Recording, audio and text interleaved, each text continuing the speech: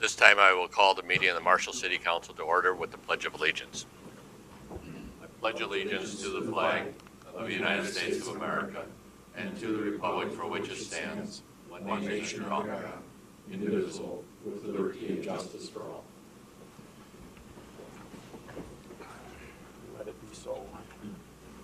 Welcome everyone here this evening. We have an agenda before us. We'll move to agenda item number 2, which is to consider the approval of that agenda. Are there any additions or deletions to the agenda as it's printed today? One thing, Mr. Mayor, members of the City Council, we did remove the liquor store item that was supposed to be on the work session, so that was just, it was the last item of new business that we just simply moved off of it. Does somebody have the second one that's listed on there? Okay. Okay. Any other questions about the agenda or additions or deletions? If not, we'll operate under that agenda. We'll move to agenda item number 3. Agenda item number 3 is to consider the approval of the minutes of the City Council work session that was held November 17, 2015, as well as the minutes of the regular City Council that was held on November 24th, and the minutes of a work session that was also held on November 24th, and the minutes of the work session that was held on December 1st, 2015. So the council does have the minutes of those 5 meetings that we have had since we last met. Are there any corrections to note? If not, I'd entertain a motion for approval. So move. Motion by Craig. Is there a second? Seconded by Larry to approve the minutes as they have been presented. We'll move to a vote.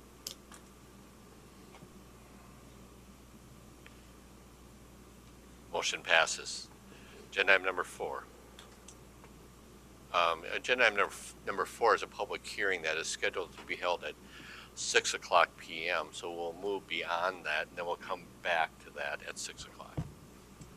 So then that brings us then to agenda item number 5, an ordinance that would amend the Central Business District permitting the self-storage warehouses as a conditional use permit. We'll have a public hearing on this, and then following the public hearing, then we will consider the ordinance. So to conduct this public hearing, I'll call in Director of Public Works, City Engineer Glenn Olson. Glenn? Thank you, Mayor and Council. This request was brought by a business owner in the downtown district to be able to use the second floor of one of his businesses for storage warehousing, a mini storage. And it did go to Planning Commission. There was a significant discussion about uses and types and whether we would allow it anywhere other than the second floor. And after the discussion, and I'll bring up some of the discussion points, flammables was one of the things, or whether or not that when a storage unit was not being used anymore, if the extra junk would be thrown out on the sidewalk, and who was going to take care of those types of things. And Mr. Henley, the requester of the use, of course, was indicating that if you don't want me to have any flammables on second floor, I'll make sure that that gets in the contracts that I have with ours, and he would comply with all the conditions that were suggested for restrictions for use.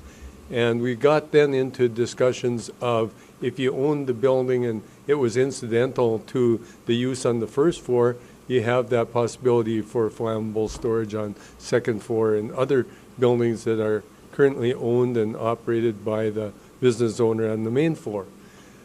So that was kind of addressed as far as would it be any difference in potential use than what currently existed with existing businesses, and the answer seemed to be no. As far as the garbage or things that might be deposited on the sidewalk outside, if anyone moved out, of course the applicant said, that's not going to happen in my place. I'll take care of anything that gets set outside and put it in the dumpster or take care of it myself. Those were the only 2 general comments, other than, should that use be in the downtown district. There was some comments concerning we'd rather have residential use on second floor.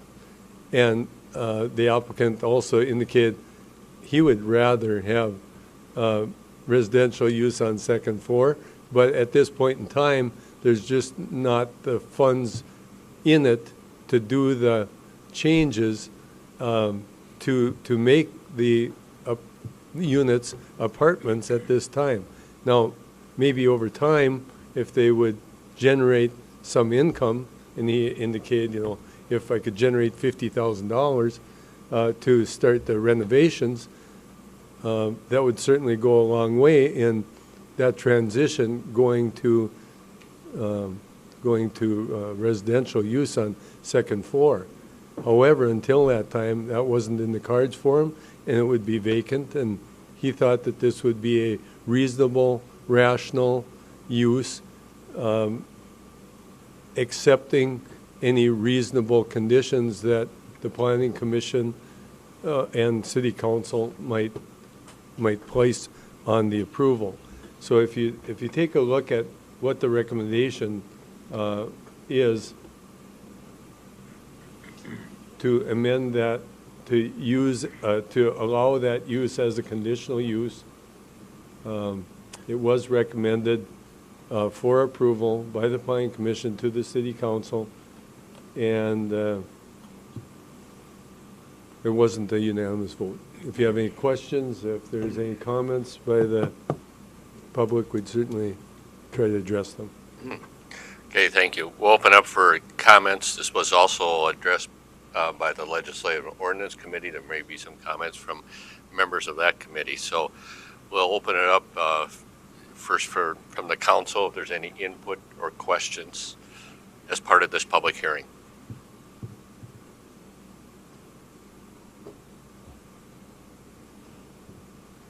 John? So at this point, with the conditional use, are the conditions regarding the flammability addressed in that then, and garbage cleanup? They are not at this time. They're not. No, it was just a discussion by the owner that said he would be responsible for that, and any conditions that were placed by either the Planning Commission or City Council will be placed in their agreement. But the consideration then was would it be any different than any other existing use that could be made of that space if in fact the first floor level had that use right now. Greg? Ray, are you here to represent the fire department on this issue or not? Okay. Any other input from the City Council or from the audience as part of this public hearing? I guess Larry, and then David. my thoughts on that whole process are, why would we be more restrictive for an upstairs storage unit than what would be what is on the ground floor? So if you had a tenant that was on the ground floor and he moved out and he left it full of garbage, whose responsibility would that be? It should still be up to the owner. And there we got to have laws and rules and regulations controlling that. We don't. And the same thing as flammables. You don't want somebody storing a bunch of flammables up there, et cetera, but I would think that would be something that would be up to the owner. You know, I don't know that we want to put all those restrictions on there because we don't have people to enforce it. So I would be okay with the ordinance the way it is today. David? Thank you. Just to my own understanding, Glenn, this describes a process where every time in the future such a permit is requested, there's going to be a review of the space. Am I reading that correctly, that somebody from the city would go and inspect let's say a second story area to make sure that it's going to work properly? There's a couple of things that would be involved. Certainly they have to meet building code. So that type of use would necessitate a review of the use. The other thing is, as long as it's a conditional use, they have to comply with the conditions of the conditional use, whatever those are. And if in fact, and generally we'll say we do go by a complaint basis. If we would receive a complaint that somebody was using it in contrary to the conditions on the conditional use, we would do an inspection if they're on a complaint basis. Or if we would know or have information that may concern a non-compliance with a conditional use, we would do an inspection. But if everything's going okay and people are storing things without complaint in that facility, generally we would not do an inspection. All right, my Just question really had to the do with process. the start of the process, Yeah, but you've covered The that. process would be by complaint thank you. basis. And that's how we do a lot of them. We've got conditional uses in residential neighborhoods around the city, and every time that conditional use is reapplied for, like a business use in a residential area, we do check on complaints, if any, that we've had. Elaine? I have a question about, are those second floor space, is that still available for rental? Yes. And would this, if there are people that are, say, rent next door or something, would this be a problem for them if there's bad stuff in the next apartment or something? Can't think of any issue. Most of the time in a storage location, they aren't in there every day, twice a day, like a renter Okay, would be, yeah. like a residence would be. There probably wouldn't be a lot of noise next door because there's no one living there. The only complaints might be odor of something that might be in there. But those kinds of things we could take care of. But we're still kind of encouraging people to live downtown if they wish to do so, right? Absolutely, and even the applicant agreed that would be a better use long-term.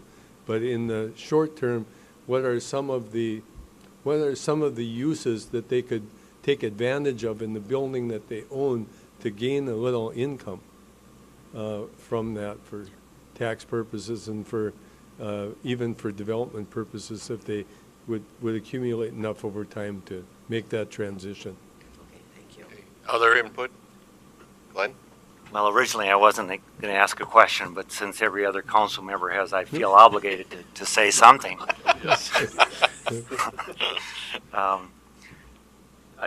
The conditional use was not permitted before. This was not permitted as a conditional use permit item before for the downtown district.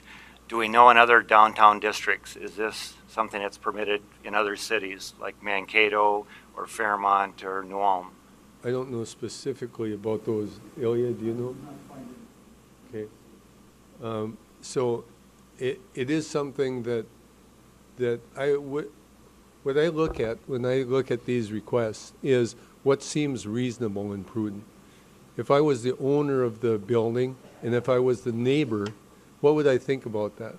And that's why we have this public hearing, is I would expect if it was a significant problem for people in the downtown, number one, we'd have heard of it, and we would have asked them to attend this meeting as the public hearing for the item. I think it deserves a consideration for approval. I maybe won't say until some problem arises, but kind of that's the way I'm thinking about this one. I don't see a significant problem arising if we have reasonable conditions on the conditional use. So there's no downtown business that has voiced an opinion as to whether this is a bad idea or not. At the planning commission meeting, we had a couple that did come in, and those were the questions that they had was, the items of, we'd rather have residential use in the second floor. And that's true. I think all of us would. But would this become a detriment to the other uses of the downtown? I don't think so. Other input from the council or the public as part of the public hearing? Mr. Mayor, members of council, Mr. Olson kind of covered it too, but sometimes with an ordinance, if you have some reservations going into it, by doing it as a conditional use permit, if we run into problems that we didn't foresee with the ordinance draft that come up, if you do it as conditional use permit, it makes it easier to adjust to that over time. So it's kind of a good transition way to do it in the zoning ordinance, versus if you do it just as a permitted use, and somebody implements it, it's a pre-existing condition. If you change the zoning ordinance later, it's much harder to maybe change those things. So I think doing it as a conditional use permit, maybe over time it could transition to more of a permitted use, but I think it is kind of good from a transitory type of approach to the zoning code. Probably makes sense for that reason too, even if we don't foresee any big conditions being added, even having a time period on it in case things come up as issues, so that you can implement them later as you find concerns that might arise. So, Any other input as part of this public hearing?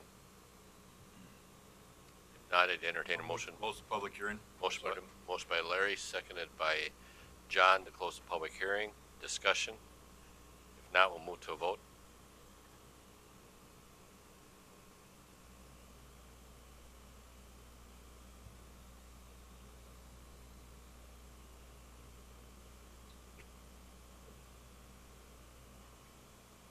That motion passes. Then the second action would be to consider the ordinance. I'll move the ordinance. Second. Motion by Larry, seconded by Craig. Discussion? If not, we'll move to a vote.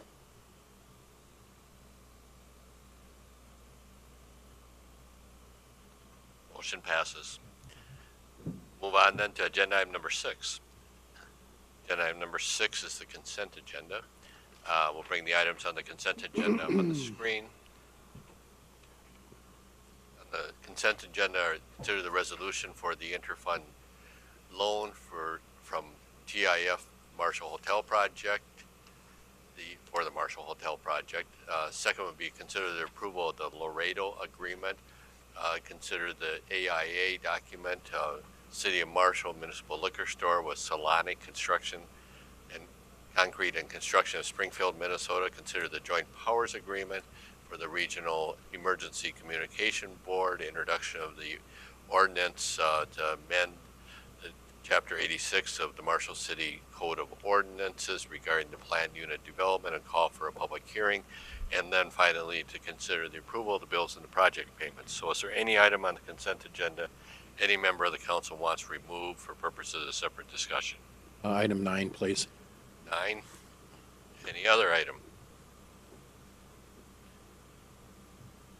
If not, we'll move agenda item number 9 will become the new agenda item number 12, and we'll consider then the items that remain on the consent agenda. I'd entertain a motion to approve. So move. Motion by Second. Craig, seconded by Larry, to approve agenda items 7 through 11 on the consent agenda. Discussion? If not, we'll move to a vote.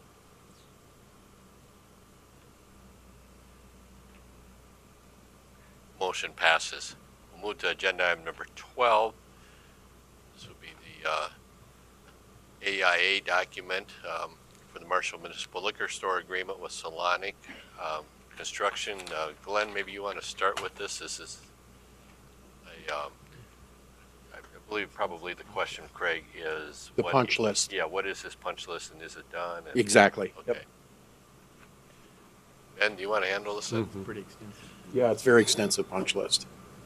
Do you want item? we do have a expert in the audience as well who's been intimately involved in the project. So the vast majority, I think, Your Honor, members of City Council, basically the action that you would be approving would be for the substantial completion of the items to basically give us access to the building and identifies the work to be done.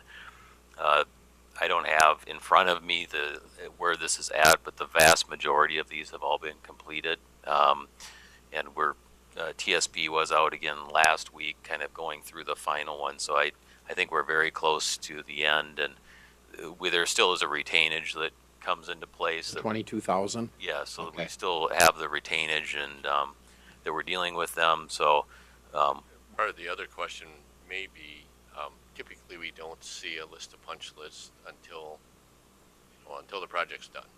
And if there's some outstanding thing that's not done, then we usually don't see this document unless. Right. And then my other part of the question is not just the extensiveness of the punch list, because I mean, a lot of them are, fast items, and I appreciate the detail of that and the fact that all those things were looked at and noted.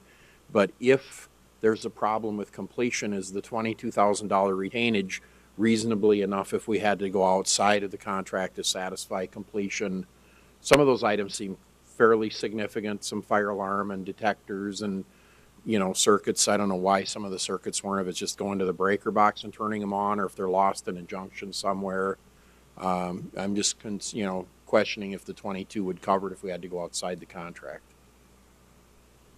So my short answer to that would be yes, it would be enough. And I think any of the ones of significance have been dealt with.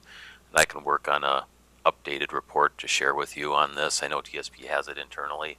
They've got a marked up version. I just didn't update it for the council tonight. But they've worked through this list quite a bit. And I don't know on building projects, whenever we have agreements and things, we need to run this by the councils. They might not be real familiar with some of these, but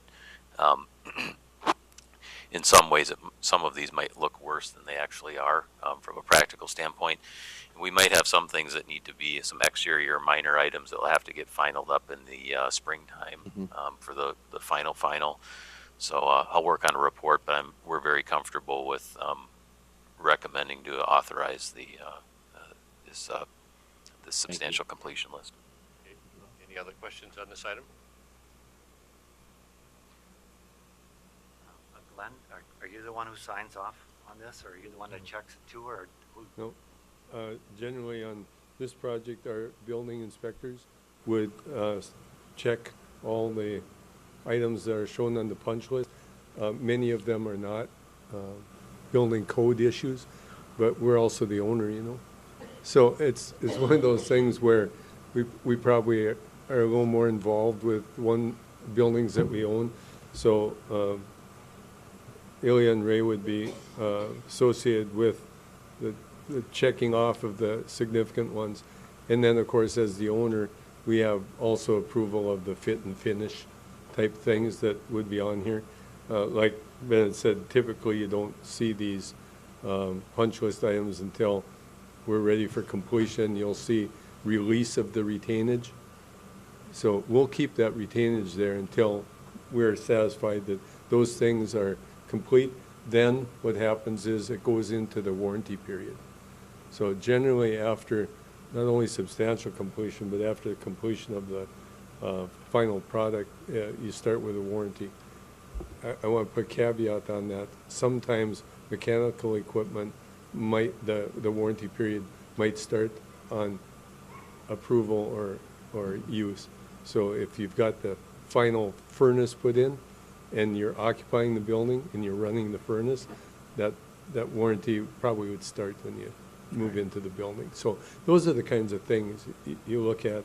We have no problem with this dollar amount being retained for final completion. So what council is doing is approving this checklist. Is that? Yes. Okay. And It's one of those things Right. where this also was made, if you look at the date, first part of November. Yep. Right. And so before occupancy, many of these things were taken care of. So I think we're all fine with council approving this list at this time. One thing about punch lists, they aren't all inclusive.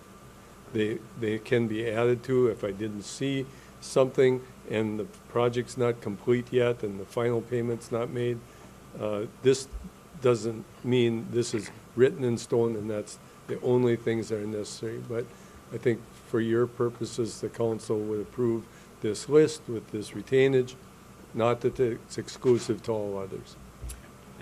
At this point, the staff is satisfied with the checklist, or Certainly are at this point in and time. the architects are, so. Yep. Okay. And the contractor signed it also, so.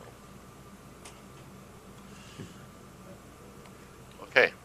Any other questions? Greg, Thank you. I'm very satisfied. with that then, I'll make a motion to approve the AIA document. I'll second it. Motion by John, seconded by Elaine. Discussion? If not, we'll move to a vote.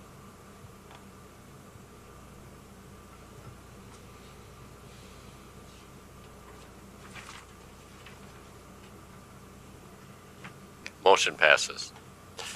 Agenda item number 13. Agenda item number 13 is consider the resolution establishing the compensation for the Marshall Municipal Utilities Commission members. Ben? Your Honor, members of the City Council, I don't know, about a year ago, the city had worked with the Charter Commission and made some adjustments to the city charter as it related to clarifying the City Council's authority over setting the wages. It had been a little unclear because it had it written where the Utility Commission requests a change to their wage and then the council approves, so we went through some cleanup language. At that time, it was contemplated that we were working on a major overhaul on our board and commission ordinance that would be under the City Council's purview. Because of other things going on, that's been tabled for basically a year. And the utility currently isn't even referenced in our ordinance. So upon review of that, we had talked about basically trying to set in place more of a kind of a permanent way to establish fees going forward. But since the ordinance is kind of on hold, and I'm not sure the utility would be in there anyway, the recommendation is just to bring forward a resolution. It is kind of the second, besides an ordinance or a charter commission, it's the next highest level of kind of permanent documentation of a policy that's established.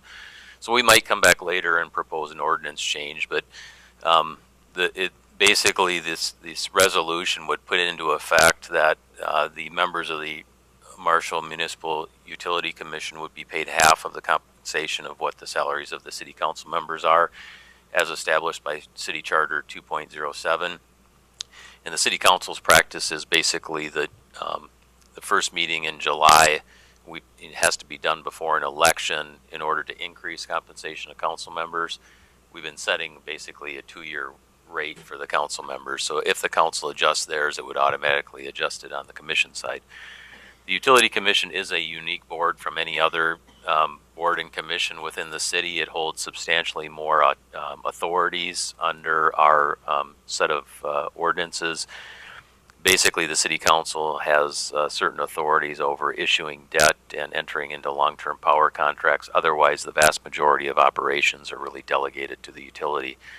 Our utility is a very large utility, not only, maybe not as much, we might be more typical as it relates to the number of customers, but as far as the total power sales, because we have some very extremely large industrial users in the city of Marshall, we're not typical maybe for most cities our size as it relates to utility commissions. So they oversee over $50 million in electric sales, not including the water utility itself. And the electrical industry is a dynamic and changing industry. There's private power companies, there's public ones.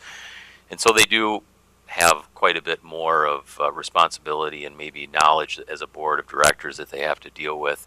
So with that recommendation of staff, and it did go through the partnership agreement review with Councilmember DeCramer, and the mayor had talked about bringing forward an amendment that would put this into place. I did include some information. The APPA does do a wage survey that kind of we got a summary section of that kind of, for illustrated purposes, that kind of shows how do they stack up to other types of utilities. So we would fall under the $5,000 to $20,000 customer category. So you can see the different types of utility boards. So if you had an independent board that's elected, they're averaging $5,000 annually in compensation with 17 different comparables. 46 pay an average of $2,400 if it's an appointed authority, and I think maybe some presumption, since it's significantly less, is maybe they don't have as much authority if it's appointed versus elected. I can anecdotally share that in my experience in my past job, even though they were elected, the authorities were exactly the same as they were in the city of Marshall. So in some, they are granted substantial authorities, even though the mayor does the appointment and the council confirms the appointments of the commission. I do believe they probably in some ways actually are more comparable to the elected type of positions. And in some cities, the city council actually serves as a utility as well, and in that case, the compensation average is about 5,460. So with what's being recommended for this, for setting the wages, the recommendation of $2,879 annually for 2016 seems to be fair as far as the comparable amounts. And I would say maybe even a little bit on the lower side, unless you just looked at the appointed section here. But I think in consideration of these other factors, I would argue that it's potentially a little bit on the low side. But one of the things too is obviously as a board and commission, just like it's difficult for city councils to say, hey, we think we deserve a raise. It's also difficult for commissions to say that. That's not why they get involved in boards. However, I do think it's important to take into consideration the time and work that's involved and the fact that you want a professional board. There is a number of people who bring a lot of expertise to the table with their experience that I think should be taken into consideration when having kind of a professional board and having some consideration of compensation with that. So as it sets today, the wages considerably less. The compensation is, I believe, about is it $400 annually, I think, currently that they're compensated. So I think it's, my opinion would be that it's well overdue. The executive director, Brad Rose, was unable to attend this evening. He's unavailable. But he's obviously supportive of this. I think the board's kept a fairly neutral position on this, but it has been hanging out for quite some time. So recommendation would be to approve the resolution as presented. If you wanted more time to analyze it, maybe recommend to table it might be another consideration besides some of the alternative actions I did include with that as well. But you know, I think that it's reasonable with the recommendations. You know, another option could be just to set it up every year. We have to remember to take a look at it every year and debate the issue. I think it's kind of sets in place a more permanent type of rate. Alternatively, you could do something similar to treating it like employees where you do an annual adjustment, but I think it needs at least a one-time adjustment on it. I think the resolution's a good one. It's fairly simple. And when we look at the comparables, I think it's fair. So that's the recommendation. Open up to any questions that you might have. Okay, thank you, Ben. Open up for questions or discussion. So right now they're getting $400 a year, and it's going to be $2,800, so 7 times as much. Are they having a hard time attracting competent members of that commission, and we need to increase compensation, or? The council probably has an opinion on this as well. I think we have exceptional board members currently, and I don't think that's been an issue of it. So the argument of attraction and retention, I don't think is the argument here. I think it's a question of is it a fair amount? But I guess you could all weigh in on your personal opinions about that as well. So. And I'm assuming, and I'm saying, I think they're very professional. You got a great group of people working there. My feeling is they're probably doing it because it's a public service. And we have a lot of unpaid members of commissions and boards, and they do it as a public service, not necessarily for the compensation. Was there any thought of phasing in this increase instead of having it all in one year, that you phase it in over a number of years? Another question I have is, well, how often do they meet? How many hours do they put in compared to other commissions? So I think either David as a previous member might be qualified to answer that question, or John as the liaison. Oh, okay.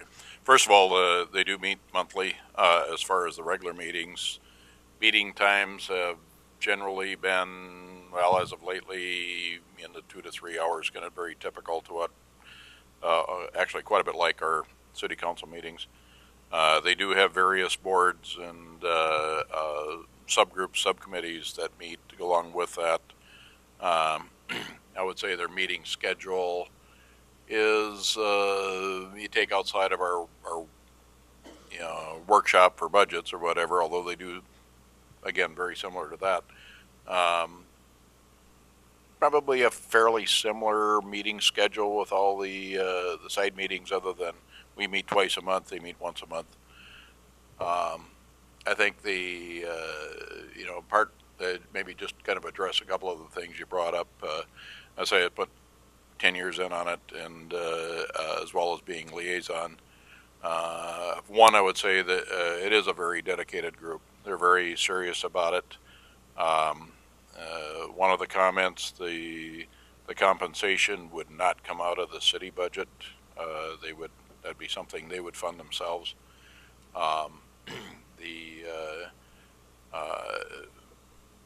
I think the time element is very much there. It's been, I would say, 14, 15 years since anybody's made any adjustments at all on this compensation. So, but I would be curious. I think this came up in L&O meeting, and I'm curious what the discussion was there. It did not do the fact that we were never able to get together. Oh, okay. Scheduled to go to L&O, and we did not. Oh, okay. I'm sorry. Didn't realize that. So.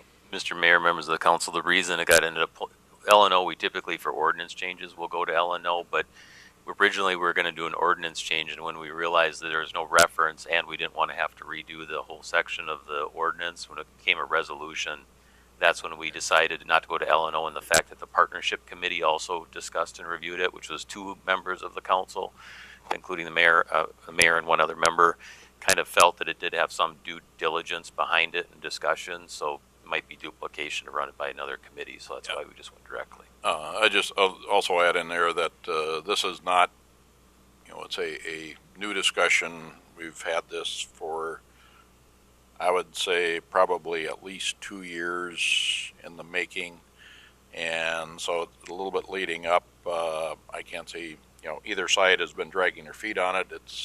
I think Ben said it correctly. It's hard for a commission to say, yeah, we really want this. On the other hand, they put in the time and effort and are looking for a compensation. It is about a $60 million operation that they're running. So it's an extensive activity. So I'll let David comment.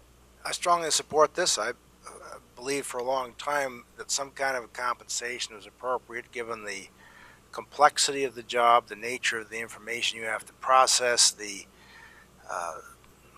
financial information is of a different order than what we see here, and you have to really work with it a while to begin to understand, particularly on the electricity side, what the operations are and how you compare them. One consideration is that the terms of the commissioners is 5 years, longer than I believe anything else that we appoint, and that tells you that we've always prized continuity, institutional memory, those things. We put a higher premium on them with the 5-year term, and I have no problem at all supporting this. Happy to see it here. I'm not on the commission, but I think it's very appropriate. And we here in Minnesota always pride ourselves on civic involvement and volunteerism, and that's a good thing. And the fact that we as a council strain to fill our 100 board and commission appointments, and that takes some real doing. And it's very commendable to the people of the community that are willing to do this. But this is a little different bird, and I think it deserves a different philosophy about compensation, and I strongly support this. John, you had another comment? Yeah, I just David brought up another point that missed earlier is the complexity of what goes on here, and I think Dennis, you probably see that in the last couple of years with the transition of the utility into really a higher level, having transmission service as part of the operation with a lot of new regulatory requirements that come in. This is not something they did for the fun of it. It's about a $2 million gain to the city of Marshall in going through this process, because we get credit back for our transmission lines that we do have. So it was something that's been in process there for a while, but it has brought a whole new level of complexity into the whole operation, and very much something that the commissioners have to be up and educated on. So Other input?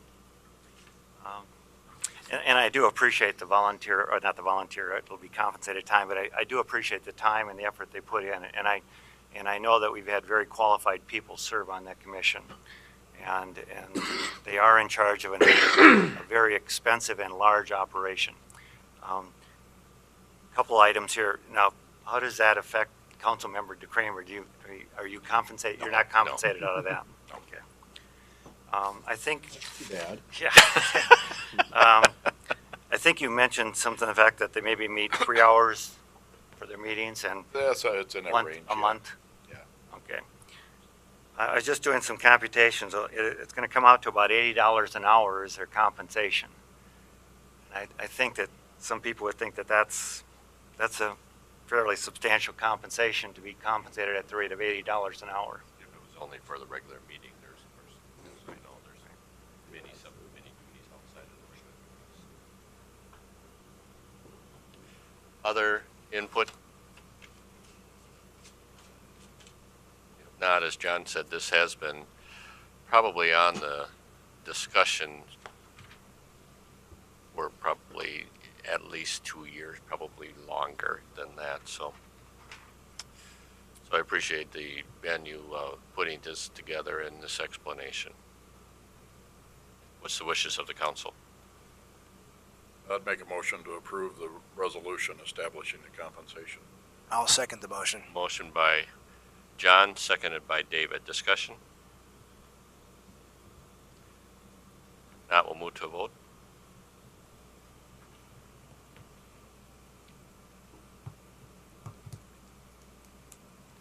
And motion passes.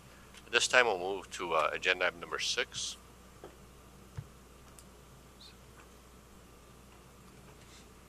That was an agenda item, wasn't it? Agenda item number 4. Thank you for correcting me.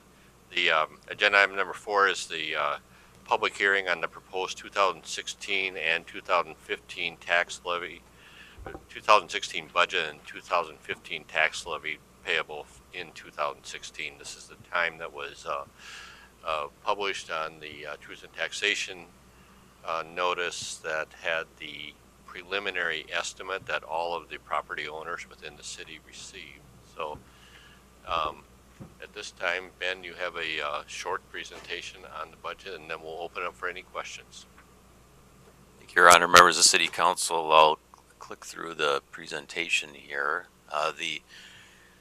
Tonight's meeting is a required public hearing under state statutes, and it has to occur after 6 o'clock p.m. So this is our initial hearing. We can have, if you want to continue the opportunity for debate the hearing, we can do a continuation hearing, which we've scheduled for the 22nd.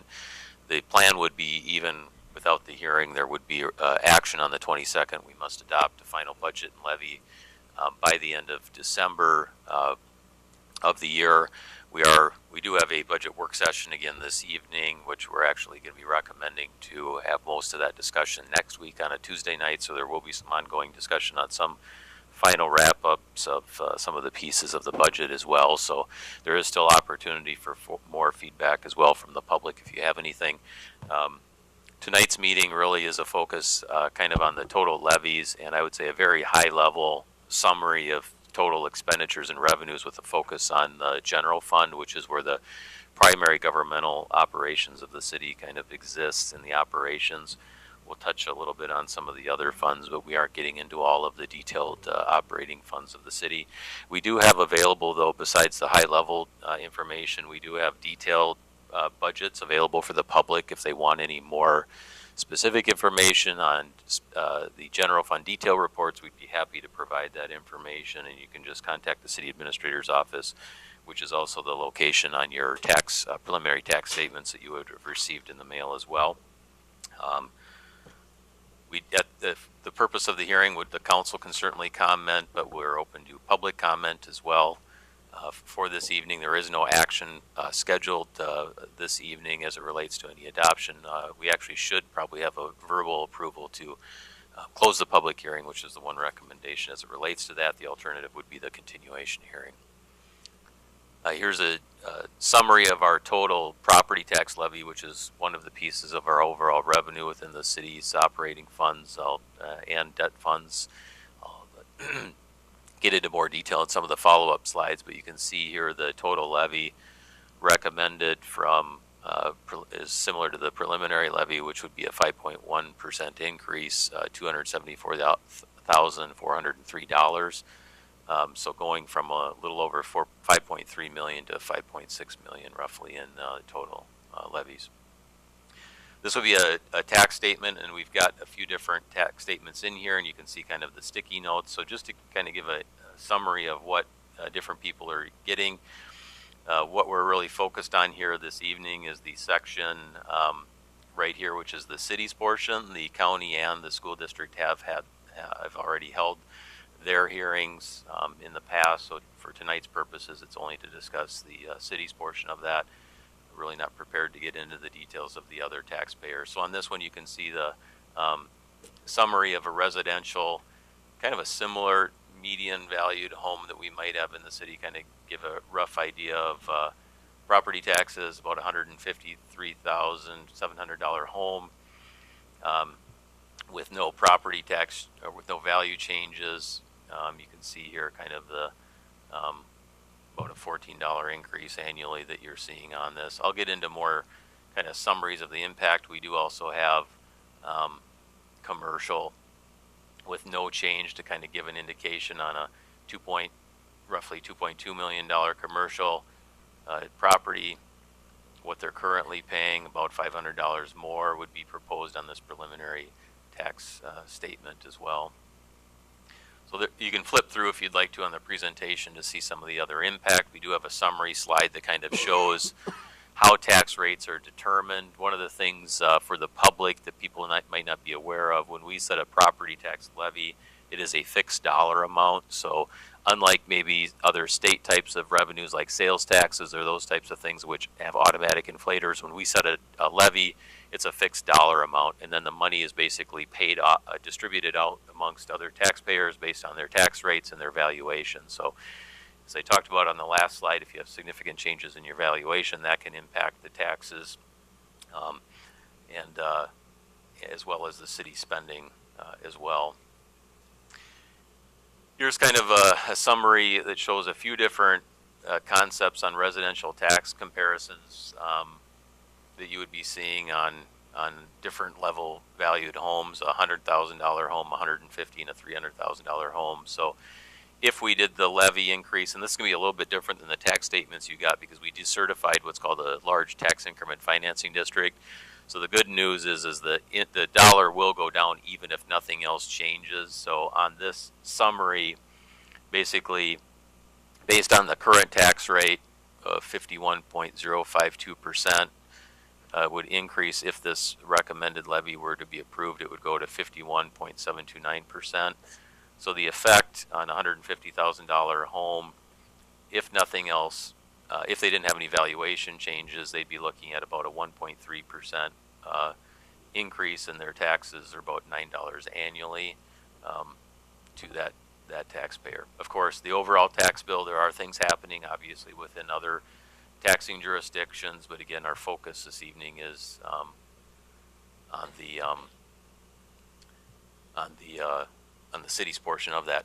Now, again, we are reflecting and realize that that's kind of a broad brush if you didn't have value changes, but we do have some increases. So we do show how a 5% value increase can impact that. So if you had a 5% residential on a $150,000 home, it goes from a 1.3 to a 7.8% increase, or $9 to $50 on the impact. So valuations, along with tax rates, do have significant impacts. Of course, tax rates are set by state of Minnesota, so locally we do not have any authority over setting tax rates. We have independent review that goes through the council and the county as far as setting the valuations, which is a separate hearing that we hold in the springtime. So this evening's is more about the tax rates than it is about the valuations as well. And in the council, really, we do sometimes get people who ask questions about waiving certain taxes or decreasing some people, and we really can't. The city has no authority over changing any individual person's situation other than the valuation. So it's it's a system that's really kind of set up by the state. We work within that. From a commercial standpoint, we show this as well. The good news is that the state does have some decreases on their state portion of their taxes this year, but similar to the residential, if there's no valuation change on a $500,000 commercial, they're looking at about a 1.3% increase, or $63. We have had some changes within certain categories with our updating of conversion of some of our assessing systems and updating of our reviews. We have had some significant value increases on the some commercial categories. So we do know there are some fluctuations. So we did show, if you had a 10% value increase for a commercial, for a $500,000 property, it would be about a $580 per year increase if this preliminary levy were to be put into place. So it kind of gives another perspective. So you can take a look at those if you'd like to. This is all available online. If you go to www.marshallmn.com, click on the paperless meetings, you can get into this document and take a look at it. We did show the tax rates now with this certification, so you can see this is a trend line kind of that rate for the city of Marshall. So fairly flat. There has been some increases here dating back to 2009, and you can see the county in the school district.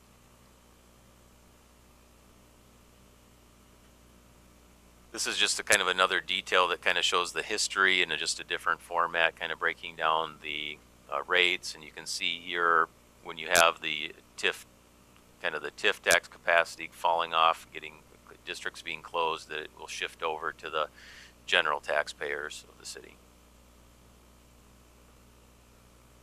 This is another kind of visual of our tax capacity that we've had in growth, as well as the TIF districts. You can see where, for the most part, our TIF has been pretty stable, but we're closing out more TIF. So in the TIF that we are doing now are more pay-as-you-go notes, so some of that's changing. Now I'm going to get into some of the kind of higher level revenues and expenditures. So this first illustration is just for 2016, kind of shows a pie chart as far as total revenues within the city and kind of where the dollars come from. And we have subcategories that are broken down within this, but property taxes and franchises taxes make up about 38% according to this graph. I'm wondering if the percentages are a little bit off on this. Kind of gives you a visual though. I'm going to click into this next slide that probably gives a little better picture, and I'll kind of walk through some of the changes of this. So this is the details. So in the general fund, where most of our general city operations are, our proposed budget for next year would be about $4.2 million of our total tax levy would be going into the general fund. One of the things I do want to note here that can be confusing financially, where it looks like we're actually decreasing the amount of taxes in the general fund, which isn't. It's true from a technical standpoint that's happening, but just to bring to your attention, the one accounting change that we're making this year is that capital equipment fund in the past we had expensed through transfer out from the general fund, and what we're doing next year is it's going to be levied directly. So even though there's a decrease shown in here, it's because of we are actually increasing dollars for kind of general operations. We're just expensing the capital equipment directly to its own restricted fund. That would be separate from that.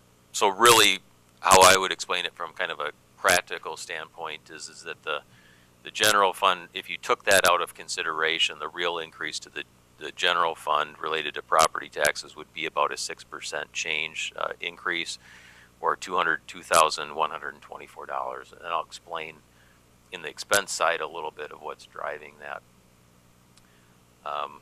But I did want to make a note on that issue.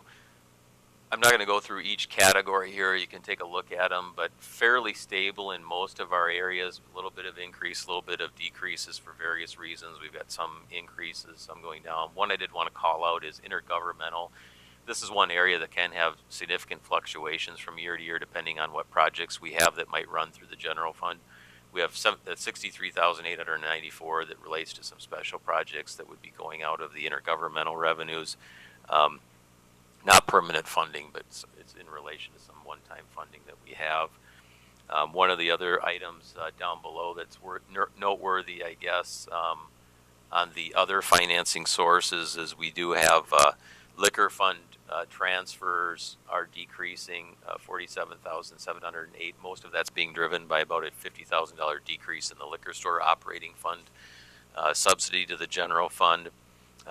As it relates to the building of the new liquor store, some shifting of having to reinvest in the building and repay that back, so we're having to back off on some of the dollars that are invested into the general fund with that. So that's an item, a noteworthy item as it relates to that. Property tax levy, kind of breaking it down as I talked about. The red is really primarily what we're focused on this evening. So that's our general operations. I'll show in a minute kind of what's included in that, but a little over 3.5 million, or 63%, really goes into of our property tax levy goes to that portion. The library is a large operating fund, which is about 10%. I would note again, I mentioned earlier the general fund increase of the dollars going in there. The library would be about a 3% increase in funding from 2015 to 2016. Economic Development Authority would remain the same. That's a partnership with the Chamber of Commerce that we have. So there's no change to that contribution. Debt service, which makes up about 17% of our levy dollars, we have about a 4.4% increase as it relates to the debt service changes that we've had, increasing debt from 2015 to 2016 on the repayments. In capital equipment, which again, that one was in the general fund. It's, again, just to compare to the 2015, that's about a 2.8% increase in dollars, or about $9,400. Now, it's a little misleading because we use the terminology equipment, probably should be more capital improvement, because we can use it, we have used it historically for other types of things like building projects and that kind of a thing for these capital items. So capital funding for cash purposes is really kind of that category. These are the same dollars, just kind of detailed out. The debt service on the abatement, this abatement bond is really the same thing as the debt services. There's a unique type of financing related to Country Club Drive relocation that was done a few years ago, where we had to use a special funding mechanism in order to achieve the debt issuance on that type of it. So it is a debt fund. It's just a specific type of debt authority. Local government aid does seem to get quite a bit of press coverage sometimes, so we do kind of show on a statewide standpoint where we're at with local government aid. City of Marshall, for two reasons. If you look back to kind of the early 2000s, we're pretty similar in funding, a little bit less than what we even got funded back in 2002. So local government aid it's been very flat over time for funding from the state of Minnesota, so that for many cities, this is a substantial source of revenue. For the city of Marshall, it makes up about 22% of the general fund revenues, so it's not as large. We had a $6,000 increase from this year to next year, so it has a very minimal impact. One of the reasons, and it's about a little over $2.4 million at the city, so it's a substantial amount of money, but the city of Marshall has been growing and expanding as a community. And there is a formula based on need that's calculated for local government aid. So the combination of, although a number of years ago there was a jump in some funding, the combination of a more stagnant funding over time, and the fact that the city of Marshall is, I guess according to the formula, becoming a more wealthy community and growing, that hurts you in the standpoint of getting extra funding through local government aid. And so we're really been pretty flat, so any increases on revenues would be coming from other areas, like the property tax levy would be a primary source of funding appropriation that we'd have. Here's just kind of an illustration to show like how your dollar is, if you kind of looked at a dollar bill and breaking that out by the general services of the city of Marshall, these are some of the categories. So on those different funds, just a little bit different way to look at it. So about 63 cents of your dollar are going to the general fund, 6 cents to the capital equipment, 10 cents to the library, 19 to the debt service, and 2%. You can see the breakout to these different categories. So the city of Marshall provides these services, the senior center, municipal building. We provide streets, roads, public safety, police, fire, administration through accounting and management, parks, recreation services, street lighting costs that are shared with utility engineering, community education. Those are all kind of incorporated within those general government operations of the 63 cents. You can see how they break out. Public safety and public works, which is very common in other communities, is a very large fund for the city. So the combination of those and the library are really the biggest operations that the city has, and then the general government kind of collects the rest of them. Our culture and recreation is probably a little bit higher than many other communities, just simply because of the partnership with the school district, where many of those expenses and revenues would be typically maybe separated from the school and the city, and in the city of Marshall it's more combined. Again, this is just a different illustration of kind of what I just talked about of where the expenditures are total for each of these types of categories. They're kind of broken out by categories based on reporting requirements to the state of Minnesota. So this is an illustration. These percentages, I think, show a percentage. I probably wouldn't focus on these as much, as this is percentage change in dollar change from 2015 to 2016. So you can see on these general governments going up about 5.93%. I'm going to talk a little bit about this. For the most part, we do have the biggest cost of the city operations we're in effect kind of a service entity. So labor costs are a big item. So for the city, it would be health insurance, benefits, employee benefits, and wages, basically. And so the recommendation with the budget for into the next year that'll be coming to the next meeting would be a 2.5% wage increase for 2015 to 2016. Overall cost on benefits, there have been some adjustments, but they're more inflationary around that number. I don't have the exact number, but I'd say somewhere in that 3% range of added cost to the city, and the benefits is probably a good estimate, I guess, off the cuff a little bit on that one. One of the big items I do want to draw attention to, we, for the most part, operating funds, especially from a personnel standpoint, are status quo, with one exception. There is we're proposing to add one new full-time employee to the city operations, which would be at a total cost of a little over about $108,000, $107,800, and it's in the finance clerk's treasurer office. So it'd be in this category. So that item is a big ticket item, and is what's driving most of that. When I talked about the 6% increase within the general fund, if you removed that funding of that position, you'd be basically at about a 3%, cutting that portion in half. The city has for a number of years talked about adding in additional support within the operations. It would be an assistant finance director position with added duties and responsibilities. We are also working on succession planning within the department, and have also had some financial analysis management recommendations that were indicating that if we had additional staff, we'd be able to do more complex analysis and implement those, and make for a smoother succession planning, with the anticipated that the finance director is anticipating retirement in the relative near future, I guess, in the next a few years. So the recommendation would be is that we'd be implementing this as part of that as well. So that's probably one of the biggest items to make note of within that category. Fire department is seeing more operational. We've had a lot more calls for service, so there is more part-time, as well as some added training time that we've got within that department, so that's got some increases with that. Airport, probably the biggest item in there would just be some of those capital items. Would be, instead of being, first of all, they're one-time items, and then secondarily they'd be going directly to that capital fund that I talked about, or fund from other sources. So that's a decrease of $76,000, but really that would be kind of impacted by kind of a one-time type of impact. Down in this category of community services, a decrease of $25,000 in the ice arena. The city has historically contributed for community skating and other types of activities at the existing arena. They had contributed dollars in the past of about $50,000.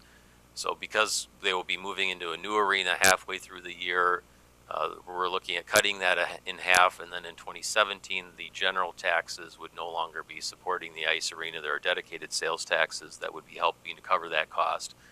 So that would be shifting off of the general taxpayers fund, but we have one more year left in that. That has historically been a property tax fund, so we are not shifting this expense right away in the new year onto the sales tax dollars, but will be into the future. But that item's cut in half. So total expenditures, slight decrease, about $100,000 decrease in total expenditures for the city. Here it kind of shows it going back kind of by category, expenditure by type within the general fund. Again, I talked about personnel services is really driving most of the cost. Services and charges are down. The debt service transfers, I think, are just a little confusing with some of the changes that we had there, but it's primarily those capital items. So again, really the purpose of tonight, we realize that this is a very high-level presentation for the public, but I wanted to call out some of the big items that have changed from one year to the next. So tonight, we have the opportunity for comment under the public hearing section. We would be, unless there was a reason to continue the hearing, we would recommend to close it, which there would still be the opportunity if the council so chose to allow for further input, either at our work sessions or at the final meeting. But we do need to set a final property tax levy and budget for 2016 at the 22nd City Council meeting. So with that, I have a couple other slides in here, but they're already covered with the library and the Economic Development Authority, so I'll just basically end the presentation at this time. I'd open it up to any questions or comments that mayor and council might have, or the public. Okay, thank you, Ben. And we'd also recognize that there's been meetings and workshop sessions that the city council has had since late this summer to come to this point on the development of the budget. So at this point, questions, input as part of the public hearing? Ben? The last couple of pages where it showed the expenditures. That one there, yeah. I printed that out yesterday, I think, and my numbers are different in 2015. Yeah, Mr. Mayor, members of the council, I'm sorry about that, but as I was going through the presentation review, I realized that the numbers weren't accurate for 2015. The 2016 numbers did not change. It was the 2015, so the percentage change looked much larger than they were. So we made the correction today after we caught those issues on that. So apologize for that. Kind of it assumed that the 2015 numbers were accurate, but somewhere on the transposing from the spreadsheet to the presentation slides, there was errors made on it. So we've made that adjustments, and these are the accurate numbers. With the one thing that did stick out at me, because I didn't get a chance to double check all of this, I think this human rights number of $2 last year should have probably been a 0, but that was the only thing that I caught that was maybe off on that. But It wasn't from 2014 or anything, right? well, I thought maybe they were, but when I look back, they weren't right. I haven't had time to verify where they came from, but they weren't 2014 numbers, I don't think. That header's wrong on that too. 12 and 13. Oh, right. 15 to 16. The couple of things here. So that we're going to have 50,000 less to transfer to the general fund from the liquor store because of the new liquor store then? That's correct. And then, did you say something about a 6% increase in general fund taxes, or did I hear that right? Yeah, basically what I'm indicating, and I probably don't have a good written illustration of that.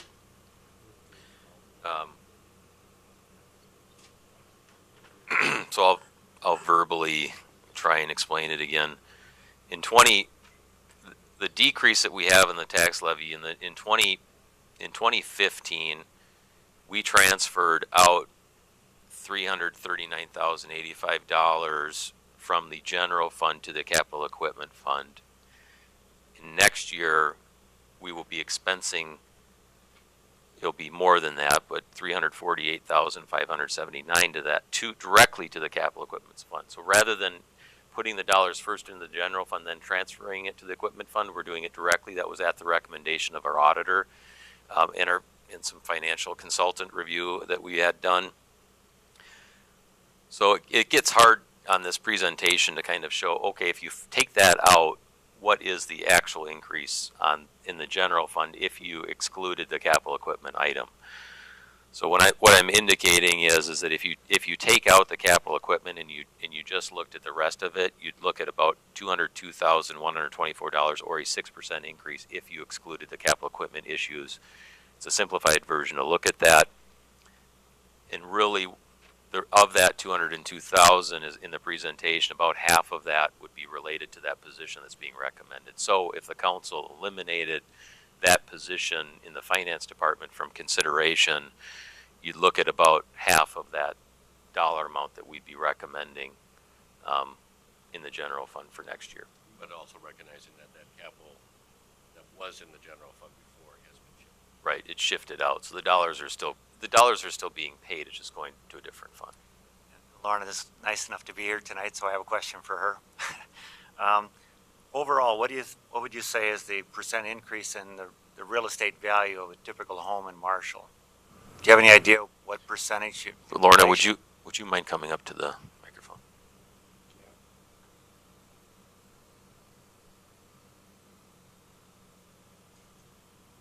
I don't have an exact figure, but I would speculate that it's anywhere from, it would be less than the 5%.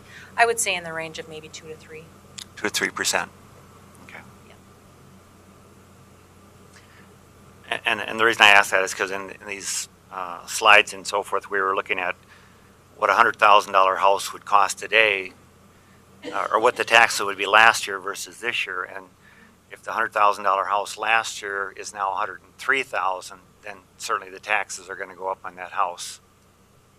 That's correct. Partly because of our tax increase and partly because of the value. Correct. That would be a true prong. And we used 5% for that increase because I think we did have a small pocket of homes that increased maybe 10 to 12% last year. But I would say 5% was probably our maximum neighborhood increase last year, and that's why we chose 5. That would be on the high end of the residential increases.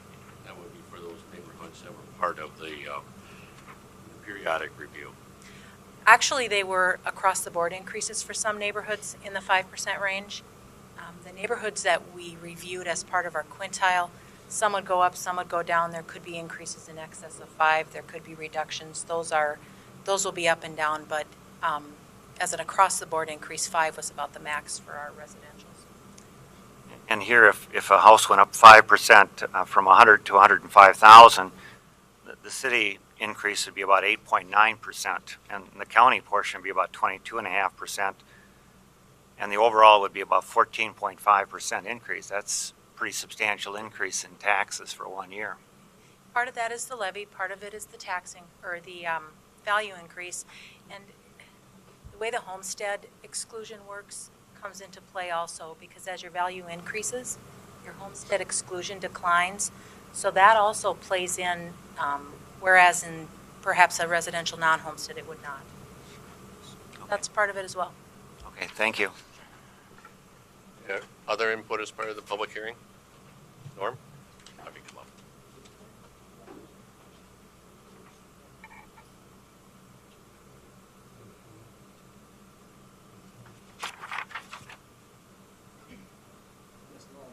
Greg Gregerson Management. And my only comment was with Lorna, and I have not visited with her, but I think you need to be careful on profit, vacancies, and so on. We had 2 commercial buildings downtown. We've done nothing with them. We haven't raised rent in 6 years, but 2 of them, the value went up 50%, over 50%. So, talking about the taxes of the county, the school, the city, we need to be cognizant of some of the things going on with valuation changes. We'll need to visit with Lorna later on that.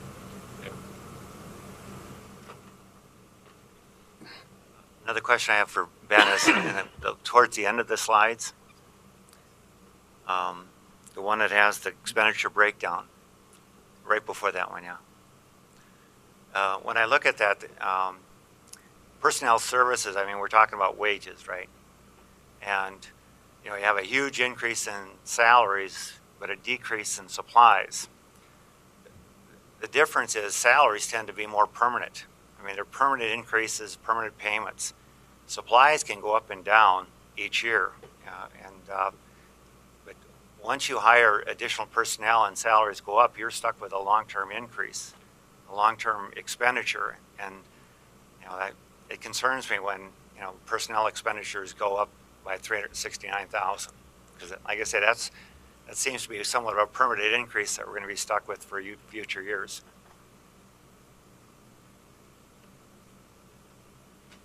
Other input? Not, I would entertain a motion to close this hearing. I'll make that motion, close the public hearing. Motion by John, is there a second to that? Second. Seconded by Elaine. Discussion? If not, Jane, we go a voice vote on this, or? Voice vote, or okay, if not, we'll move to a vote.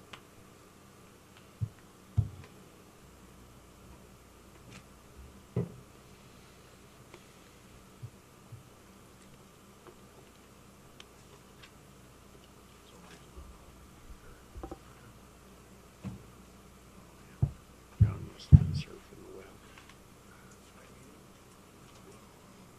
He was on some foreign sites.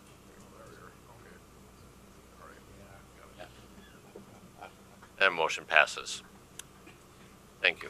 We'll move then to back to the regular agenda. Let's see where we at there. Oh, sorry.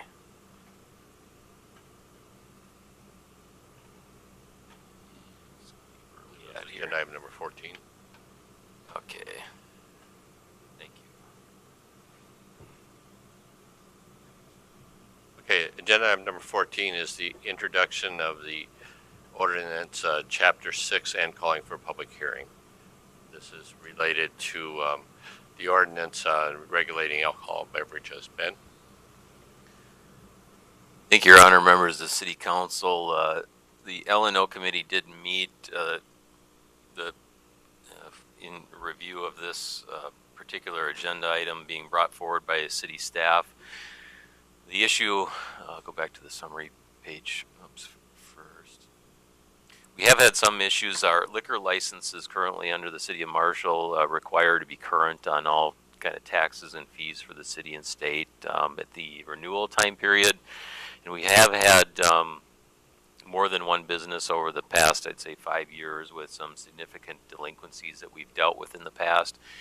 And that could be just the property taxes, or if there's a lodging entity that would have a liquor license through their operation, that could be things like delinquencies on like the lodging sales taxes, where there could be delinquencies throughout the year and then kind of caught up. Usually they get caught up at the end of the year.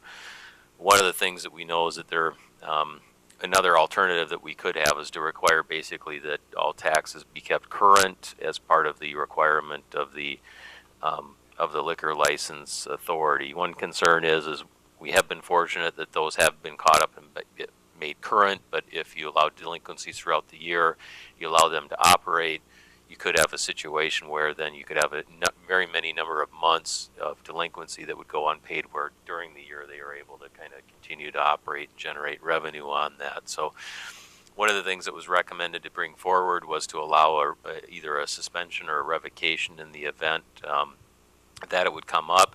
When staff has had it happen in the past, because there was no reference to it in the code that it was a violation, it was kind of one of those items too to say, should we be bringing this forward to the city council to bring to their attention?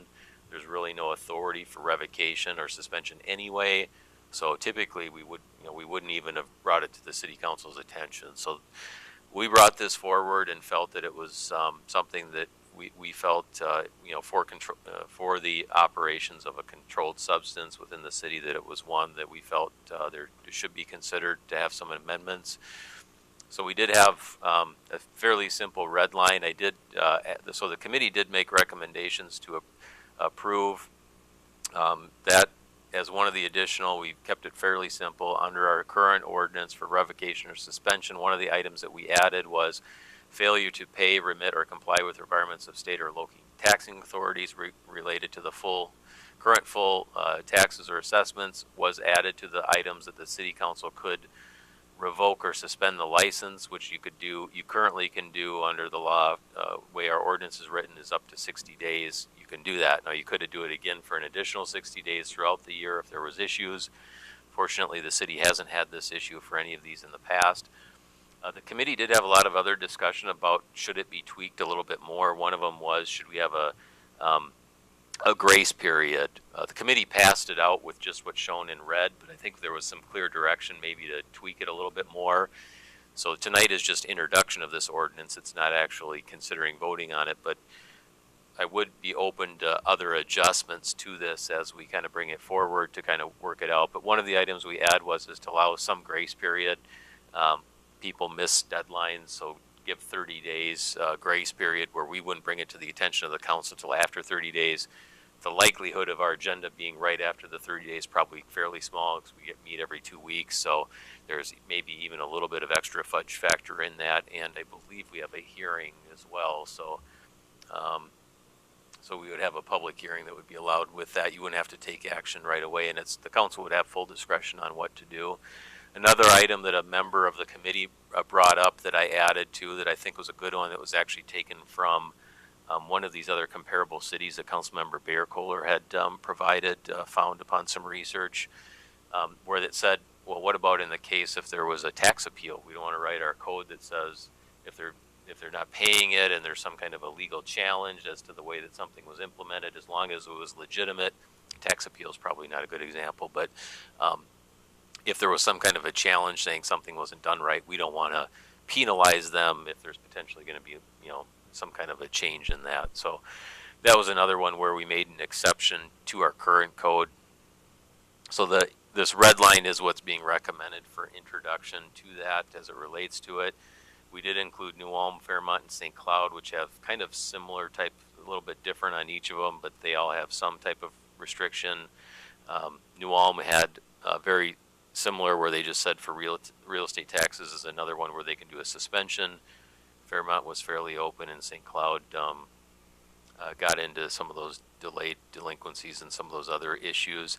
We didn't go about and change significantly our overall code. There was some debate to say, should we just do like some of the cities do and just revoke the license, and then if they pay in full, then they can become active again versus having it come back before the council. Didn't want to really do an overhaul on our ordinance, so it was kind of more of tinkering with it than it was a full rewrite of it. So that this is what's being recommended. This has been kind of on the list. We wanted to kind of get it into place before the new licenses go into effect in the new year. So that's why we're trying to bring it forward here before the end of the year. If it wasn't an urgent issue and you wanted more time, it could be something that the implementation date could be later as well. But we felt since it's on our minds and open for discussion, we wanted to bring it forward at this time. So this is the recommendation is to introduce the ordinance that would be on the next council agenda item. Okay. Questions about the recommendation to introduce? Not, is there a motion? So move. Motion by Craig, is there a second? Seconded by Larry. Discussion? If not, we'll move to a vote.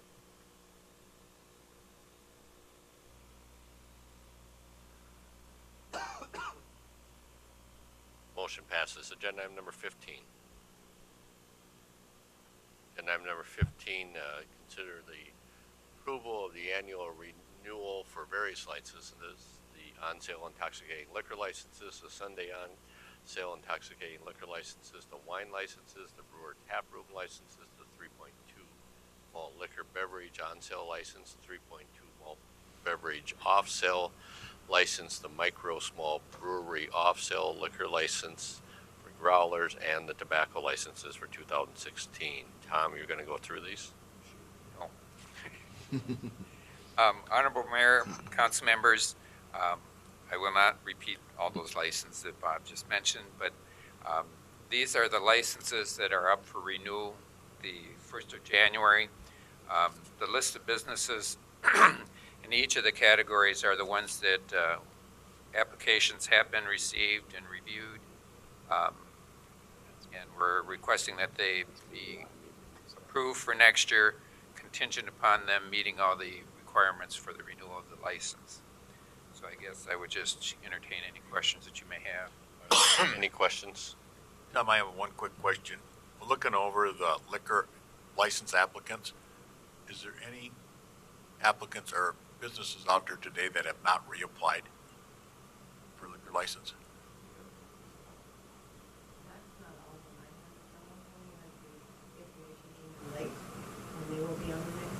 So there's probably 3 or so that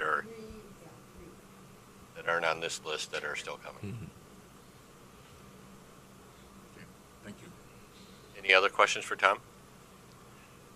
If not, is there a motion to approve the annual license renewals? So moved. Second. Motion by Larry, seconded by Craig. Discussion? If not, we'll move to a vote.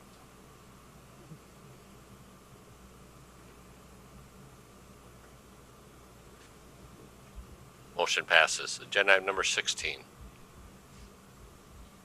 Agenda item number 16, consider the under 21 exemption for liquor establishments for 2016. Tom? The exemption is according to the ordinance that was adopted back in 2011, ordinance number 646, which basically set the criteria for allowing businesses to have individuals in their establishments after 10:30 in the evening. There are 3 that have applied for this: Applebee's, Hitching Post, and TK Steakhouse and Pappy's. The major thing for them is that their liquor sales have to be less than 30% of their total sales in order to qualify for this. So those 3 fall within that category, and I believe they're the only 3 that have applied for that this year.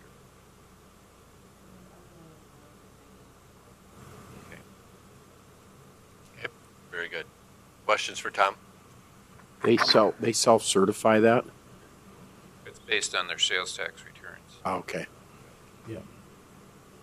Other questions? I'll move the recommendation. Motion by Larry, is there a second? Second. Seconded by Craig. Discussion? Now we'll move to a vote. Motion passes. Agenda item number 17. Consider the adoption of the resolution accepting the donation of personal property for the Marshall Fire Department. Ben and/or Ray Hendrickson, the Assistant Fire Chief. We have a list of donations that have been made by various employers within the community. Thank you, Ray. Thank you, Honorable Mayor and council members. I'm Ray Hendrickson. Tonight, I guess my hat is as Assistant Fire Chief. As you can see, we get some considerable donations from the businesses and public and whatnot. And the intent or the wishes of the Marshall Fire Department is to take those funds and earmark them for equipment purchases, whether it's replacement or equipment that we don't have. So right now, there is no intent at this moment. I'd just like to have it earmarked as equipment purchases. Thank you, Ray. Questions? Just an item of procedure for maybe if the new council members, under state law, we have to, when we receive donations from the public, we have to approve it by resolution and dedicate where the source is going to. So it's also a procedural requirement that we do this.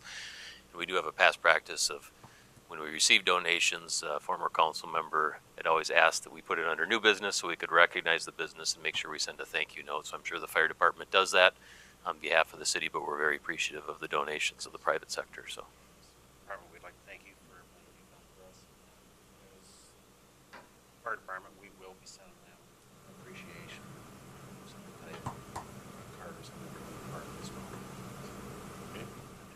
Yeah, and my only comment there was just that point that this is, we are, accepting the donations, but it's also recognition and a thank you from the city council side to go out to each of these businesses for their donations and participation.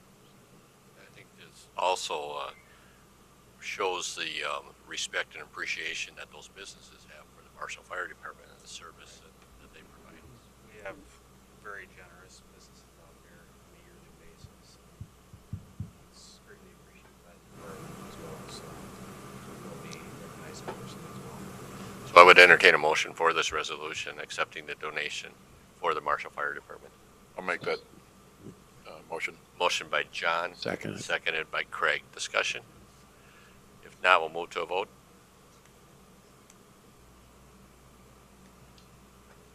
Motion passes. At this time, I'll call for a 5-minute recess. The Airport Capital Improvement Program to review. Calling Glenn Olson. Thank you, Mayor and Council. This one we want to spend a couple minutes on.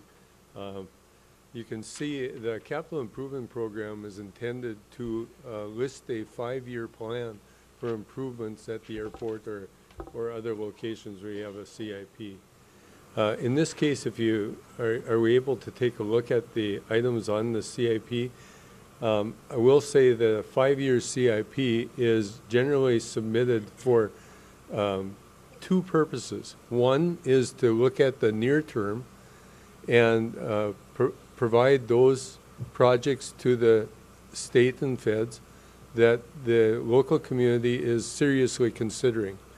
The ones from 3 to 5 years, those items are ones on the wish list or agenda list or things that we believe will be necessary at the airport in the longer term period.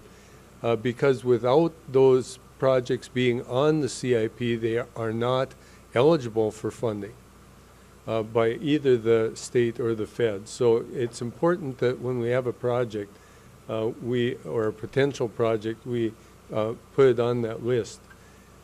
And I'll give you an example. You can see what we had planned for 2017, 2018. And the reason Glenn, that they see... Maybe I'll interrupt you. Maybe you first want to start to clarify when the year starts. Yes, that's 2017. exactly what I was going to do. Okay. The state year, for instance, the state year for 2016 started last July. The state year for funding is July through June. The federal funding is from October through September. And the city budget is from January to December. So when we list our project priorities, we have to list a year that we intend to use their funding. So that we're currently in the 2016 year. And this then would start for state funding. And this would actually start July of 2016, that 2017 funding. So that's kind of a coordination issue with the funding and requests and things like that. At our last Airport Commission meeting, and this is something that's reviewed by the Airport Commission and recommended to City Council. It's also submitted to our consultant for the airport, TKDA, and initially sent to the MnDOT Aeronautics, and subsequently then after that to FAA for their review and potential funding. By putting it on your CIP and by and showing the potential funding from the state, local, and FAA, that doesn't guarantee any participation. That's specifically a request. And it doesn't commit the council to any sort of commitment for funding at this point in time. That commitment would come upon the offer by either MnDOT or for the federal funds through MnDOT Aeronautics for any of those types of programs, whether it be state or federal. At that point in time, the city would then have to commit to the funding or deny the funding. And so the money would go back to the state for other purposes if we didn't accept the grant from the state. So that's the process that would take place. Now, the state has about $5 million, or it's a little more than that, for money to send out statewide and outstate. And you can see that we're already requesting about $1.1 million of state funding. And most likely, we certainly would not get an offer for all of those projects at the beginning of their 2017 year. What normally happens is they prioritize the money that they have into projects and spread the money out around the state, and then give you some indications of what might be allocated to Marshall. In saying that, then they wait until airports like us either accept or deny the grant award. And if they don't accept them, that money goes back in and is eligible for the next level of prioritization for offers to other airports. So it doesn't come all at once, and it comes if there's funds available, and they like to expend all the funds that they have available if there's a need. In this case, one large local business contacted me after our airport commission meeting and said, is there any possibility of the city building us a substantial hangar in the east development area? We do not have availability of hangar space at the airport and are currently having to move our aircraft to Worthington. And so they have already done that, but they would like to have the possibility of, if you look at our CIP, in 2018, there's a new business hangar site development for $1.5 million with 50-50 funding from the state. And so that was the first real contact that I've had with that substantial need expressed to me. So immediately we contacted our consultant concerning the possibilities of that happening. And that is a possibility. We talked about moving it up from 2018 to 2017 to be able to get under construction essentially immediately next year for a hangar like that. And so there was a discussion between our consultant and MnDOT Aeronautics concerning that possibility, and yes, that is a possibility. And there were the issues that we have to take care of is local funding, of course. I did ask if 50-50 was a mandatory participation by the state.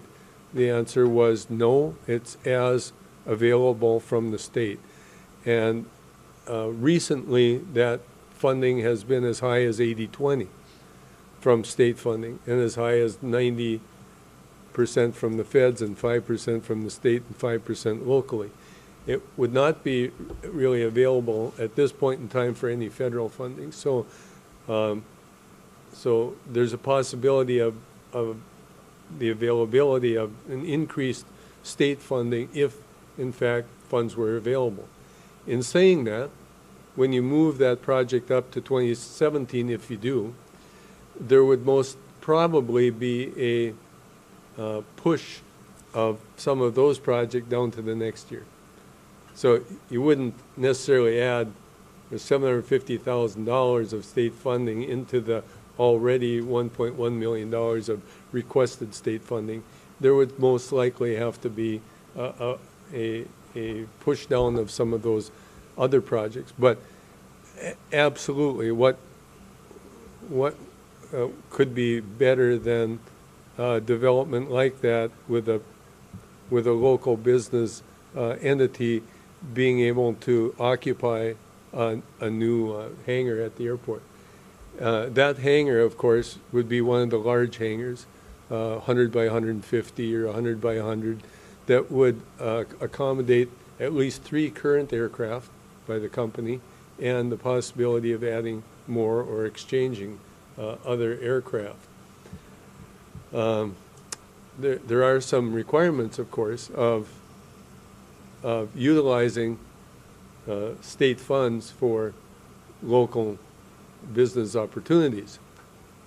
One of those being, if we were awarded a project such as this, anyone from the public should be offered the space. And so there would be a process by which we would say, the city has to be the owner of the building. And so we would own it and then call for proposals, or call for bids for that facility. And we can establish the minimum amount. And what they're looking for is, they're not looking for the return of the state money. They're looking for it to be a return of the local investment at the airport. So as a minimum, we'd have to recover what the city's investment would be in the lease agreement of whoever came forward and got the highest bid. Generally, however, we don't have a lot of people looking for that. I'd be really surprised if we had more than one bid. But then we'd establish that minimum level. I did ask too if the rental amount to recover that could be decreased after the term of the lease, and generally not, maybe something, but generally that would be the cost over the term. And when we talked to the private business too, we talked about having a lease for, the 50 to 20 year period. Well, that's forever for a business. That's a long-term commitment, and can they sublease it during that time? Yes, they can, as long as the rent is getting paid. So, where I'm heading here is that we aren't far enough along. I mean, this has been only a week. Okay, we aren't far enough along to tell you we want to relocate that 2018 to 2017. But I think it should be included in our discussion and motion that if in fact that went forward, that the council would extend that idea to possibly accelerate the new business hangar site to 2017 if in fact funds are available and that business agreement progressed. If you have any questions, I'd certainly take them. It's not a financial commitment at this time, but it's something that when you put it into the first year and the state would commit to it, they really do want that local support. Ben, any other comments? I mean, that's about all I can say at this time, but it seemed like a real, more than just interested party. One other thing I'd like to say is, I know we've had some discussions in the past about the bridge to nowhere and the development process that we've used for the East Development Area, but I will guarantee you that without those two, the bridge and the roadway and the ramp that's already there, this could not have happened. A business like that can't wait for 5 years for us to get those other things developed, and so that's there. It's kind of like developing the industrial park. You can't attract people without it being there, and this just so happened that the need is there right now. Currently, the need is there, and the fastest that we could even hope to respond to it would be a year. So at this point, for the CIP document, is there any reason not to move that up, and that at some future time, if you have to move something down off of that, you then come back and we'll do that action? But at least for tonight, for our planning purposes, why not just put it up there? That's the discussion, is whether or not that we're ready to commit to. We'd like to say if we move that up, that it'd be something that you still don't have financial commitment to it by moving it up. Right. But you do have that strong probability that that is one of our #1 priorities. And I really do think it should be. a high priority based upon the brief discussion I've had with the owner. Should I recommend it? Ben, John, will you I have a comment? recommend Uh, it? See, just a- you know, as the airport manager, I'd sure recommend it. What does the Director So- of Public Works say? Yeah, you know, it's. Well, those two have it's- been arguing for a long That's time. the Yeah. problem, yeah, don't worry about that. Just Yeah, a question on that, Glenn. If I'm making an assumption here that you know, as a city, we could not move ahead on a project and then ask for you know, a grant or whatever after the fact that we've started, or is that Very few allow that, except for number one up there. The acquisition of property from Helena Chemical. okay? It is one that you can spend money in advance because the money that we get from the feds is really based upon our $150,000 a year allocation.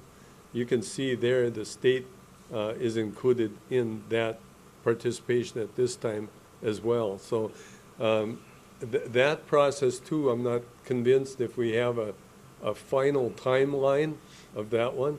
We could certainly, not that we like to, but push back the mill and overlay for 1 year. I mean, we're going to have, I would like to say that we could convince them at 80-20, so, you know, more like 1.2 million for that 1.5 million. And then have to move, probably that would take care of all of the other items for 1 year, if we could push it that far.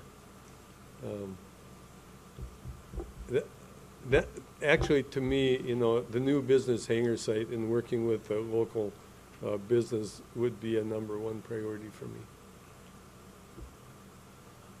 Just a couple of questions here. Is there a shortage of hangar space? Yes, especially a large hangar space. There's a shortage of there's nowhere out at the airport right now that's available to store aircraft of any size, even a King Air. You can't get it in the door of any of the smaller hangars. I was thinking that a few years ago, weren't we concerned that people, if we had the rates too high for the hangars, that they would go to a Tracy or Canby or someplace else? And that would be the small hangars. We still have 3 or 4 small hangars. I don't know how many are available right now, but yet we have a few small T hangars available, but no large hangars. And if we were to do this new hangar, we would have to have some kind of a pretty firm commitment from the business owner that they would follow through. Otherwise, we don't want to sit there with an empty building. Right, and that's a next discussion that has to take place, is that long-term rental agreement, the obligations on both sides to that. And so, yeah, this is still percolating, and so. Yeah. But it would seem to me that the first step in that percolation would be Get it to in the move plan. that project up to 2017 and then have it on the appropriate cost share between state and local. My last comment or question here is, I mean, if we did move it up, would we have the local funds to do these things? That's a discussion. And really what we're looking at here, the local funds, whether it be 20% or 50%, would have to be recovered in the lease agreement. So how you do that, by bonding or financing that some way, you'd have a dedicated Repay. a rebate, not that it's, Revenue you know, I bond, hate to use the word something. guaranteed, but contractual payment schedule. Gets back to your comment about the firm commitment that would be. Right. David, Mayor, just to comment that we've been observing the Airport Commission work through this process. It's been very methodical and thoughtful, and it's certainly a very sound plan, absolutely necessary for the future growth and development of that asset. And I think it, like so many other things we've done, it positions us to continue to grow and to be able to take care of or take advantage of opportunities as they come up. So if it's in order, I'll offer a motion to adopt the proposed CIP program to submit to the other authorities with the one modification of moving the new business hangar site allocation from 2018 to 2017. Motion by David, is there a second? Are we moving the mill and overlay down then too, or just Not leave it yet. there too? No, that will come automatically with funding allocations and offering us a grant. Most likely, they'll ask us, okay, now you have to prioritize. We'll give Marshall $700,000. Where do you want to prioritize it? Okay, point of order, I need a second Okay. on the I'll motion second. before we, seconded by Larry. Okay, now discussion. The reason I had that comment, because I thought you were saying that if we moved it up, we'd probably be moving something down, but we're not going to do that now. Not now. Okay, later. Yep. Okay. Other discussion on the motion? If not, we'll move to a vote. You're a sick little boy. Come on, hurry up, we're waiting for you.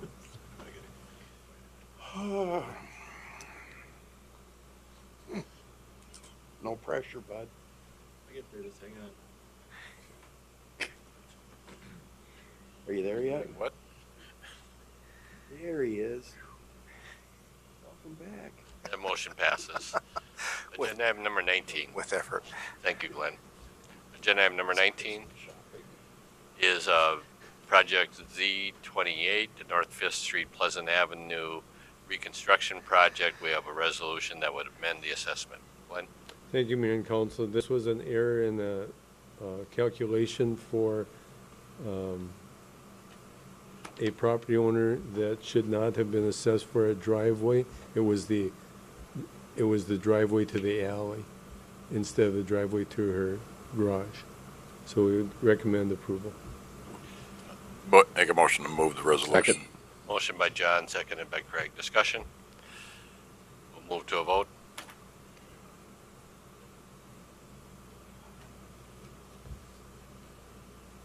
Motion passes. Agenda item number 20. Agenda item number 20, consider the award of the proposal for audit services. I'll call on Finance Director Tom Elbrook.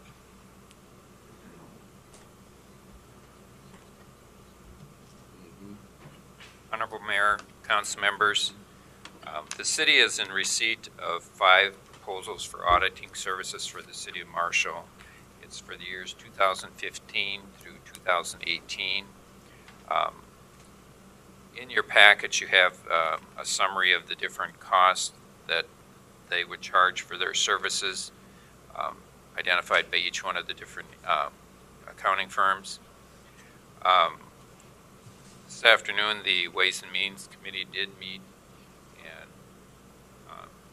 discuss these proposals, and it is the recommendation on a vote of 2 to 1 from the Ways and Means to continue our auditing services with Abdel Ike and Myers. There were a number of reasons why we were considering them.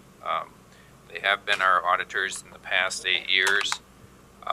There is a lot of activities going on within the city of Marshall that they're very familiar with, which would help us in completing the audits for the next couple of years anyway. They do a wide range of comparable cities to the city of Marshall, which was noted in their proposal. There's the qualifications of their staff members, and with some transitioning that may be happening in the near future, we just felt it was better to probably just continue on with Abdel Ike and Myers as the auditing firm for the city of Marshall. I don't know if anybody from the Ways and Means Committee has anything they'd like to add, or Okay, thank you, Tom. Comments from the Ways and Means Committee? I think Tom pretty well covered it. Like he said, there was a vote of 2 to 1. The kind of the 2 issues in the discussion was keeping with the same law firm, the same auditing firm, as long as we've had them for quite a while.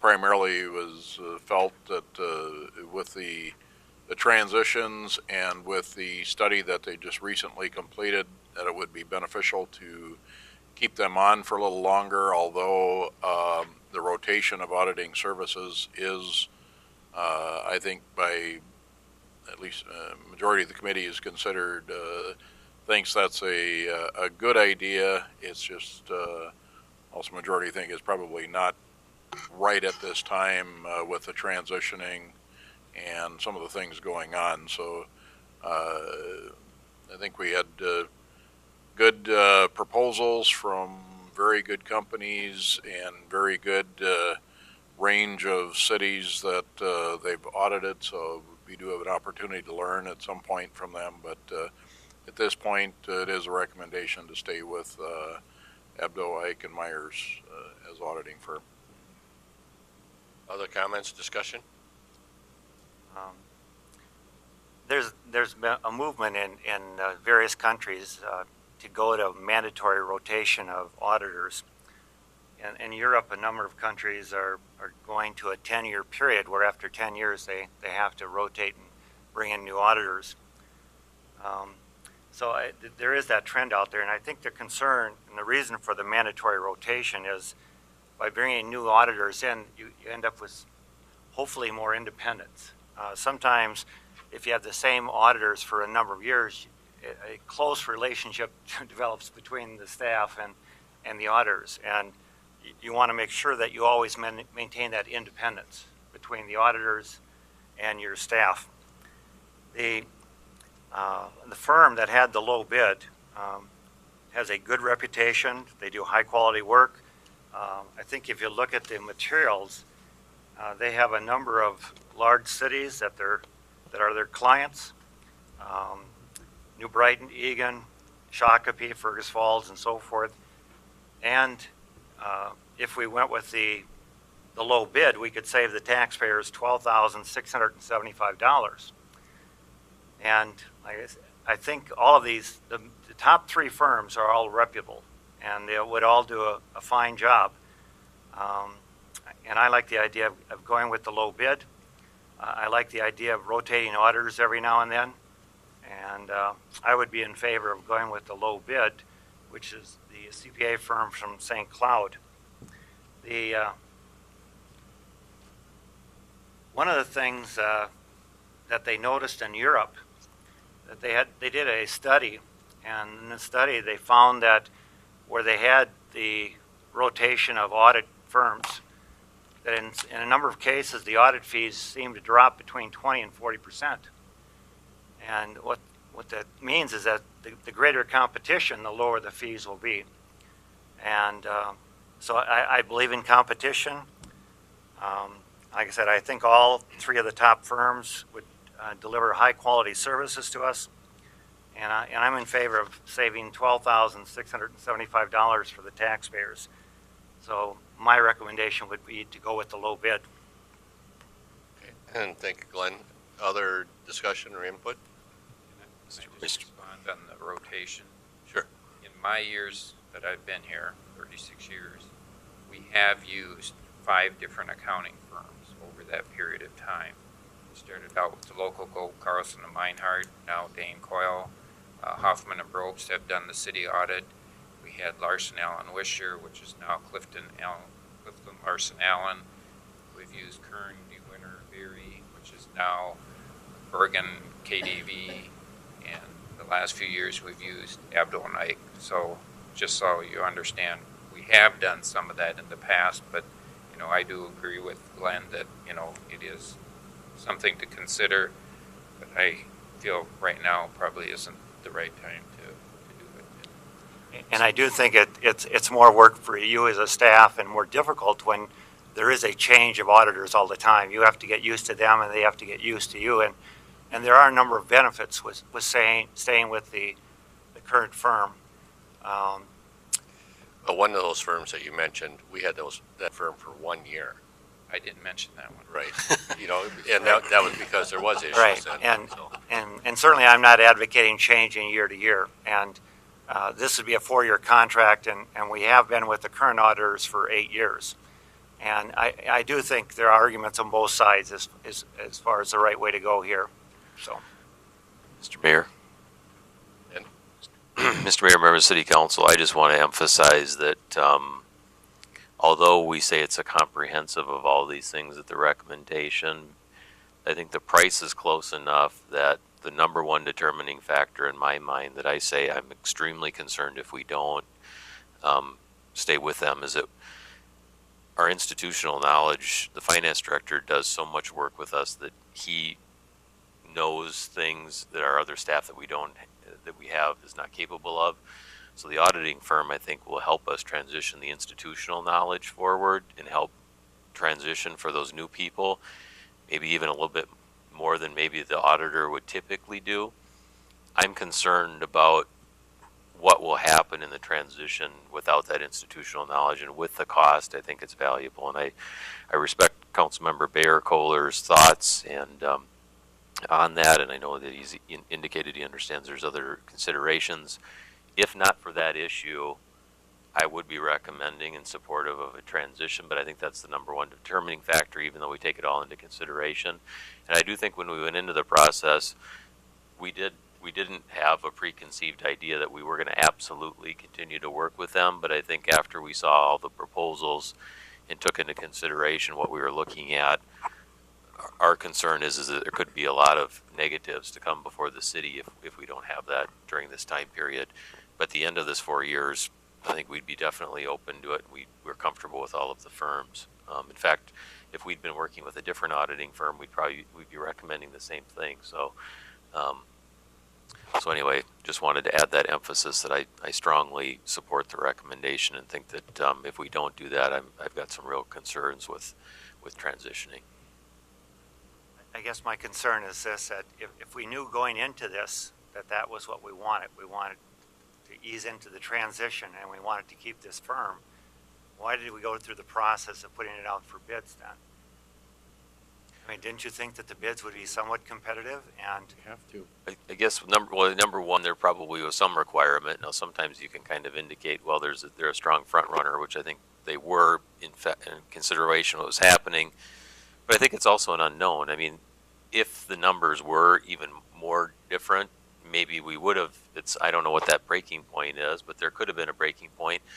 Maybe they sharpened their pencil because we had a longer term proposal where, maybe Abdo ended up sharpening it by going through this process versus just trying to directly negotiate with them more through that process. So I guess it's a little bit of an unknown, but that's the recommendation, I guess.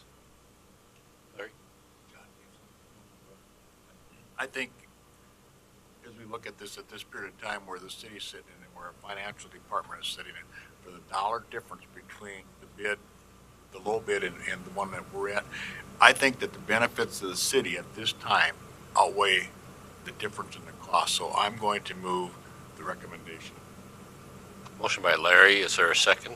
Second. Seconded by Elaine. Discussion? If not, we'll move to a vote.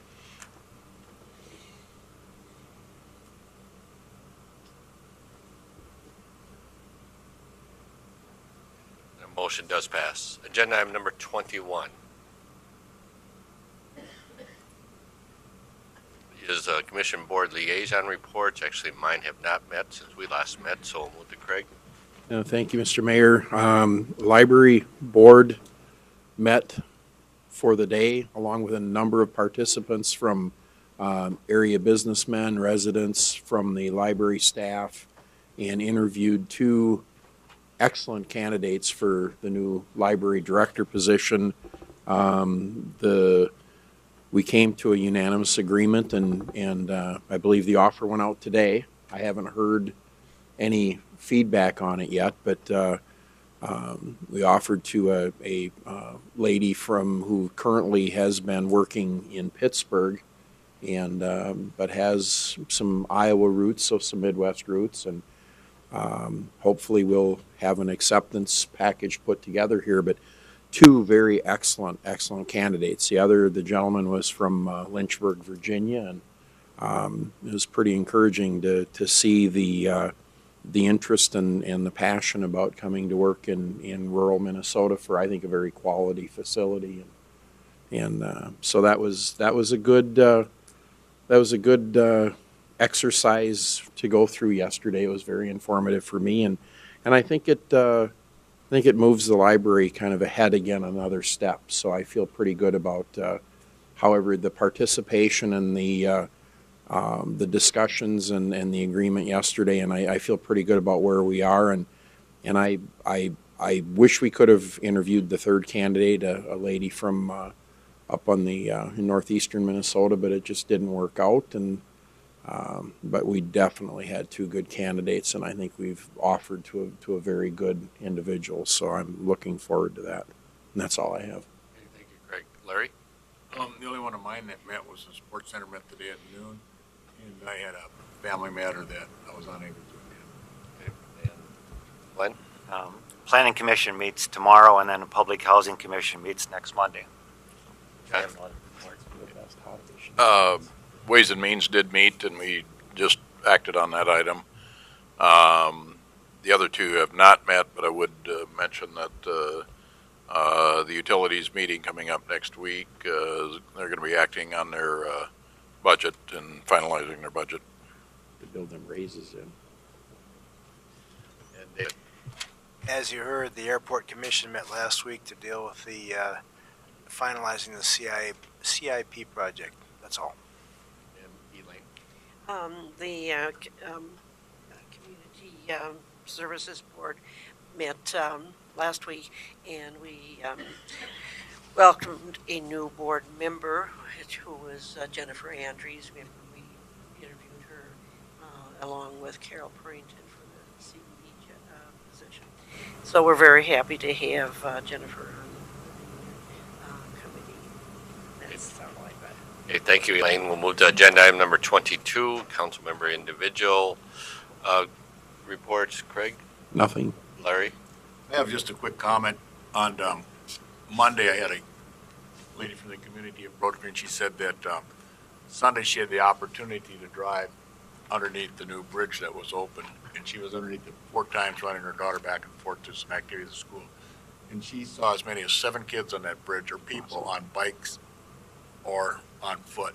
She said never once did she go underneath that bridge on Sunday that there wasn't somebody crossing the bridge. So, contrary to public opinion, the bridge is being used. Glenn? No comments. Elaine? None. David? To match Larry's comments, we're in a position to track that. And I know there's been some interest expressed both in the community and in the neighborhood about the potential usage of the structure. And we've seen most every day, and particularly on nice days and on weekends, a lot of activity on foot, on bicycle, and I understand several of you even dealt with an ATV up there last week. But we'll have to see how we can deal with those situations. Clearly, it's getting used. It's a draw just first in the short term because it's a novelty, the new thing, but it has an appeal and an attractiveness. It gets people to thinking about, we're not going to go across Highway 23 on a leisure outing, but now we will, and they get to know their community better in that way. It's a nice unanticipated side benefit. We have noticed, Glenn, I've noticed a bit with the recent snow we had, and then the period of the melting, the re-icing, the melting, all that. Keep an eye perhaps on the north approach to make sure that we don't have a ponding problem. Something I'll try to keep an eye on, and we can monitor that. And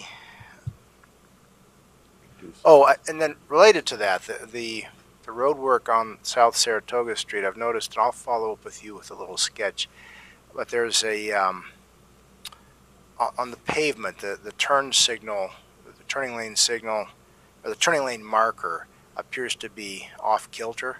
Maybe that's something that's will yet be cleaned up in the closeout, but I'll talk with you about that.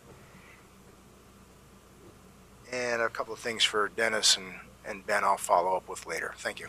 Okay, and John? Just there's one item that's coming up on the pending list in January. Just kind of keep fresh in everybody's mind. The project that we worked on in the past was a municipal building, and since we really don't want our city administrator to get bored with other projects wrapping up, Just, you know, kind of, you know, keep that in mind that you'll be looking at that and, you know, keep that fresh in everybody's mind that that's something financially that we're going to have to make some commitments to here shortly and keep that project moving. Very good. Agenda item number 23 then would be staff reports. We'll start with City Administrator Ben Marty. Thank you, Your Honor, members of the City Council. Not a whole lot. The one thing I've talked to you all individually about is we do have a work session scheduled immediately following.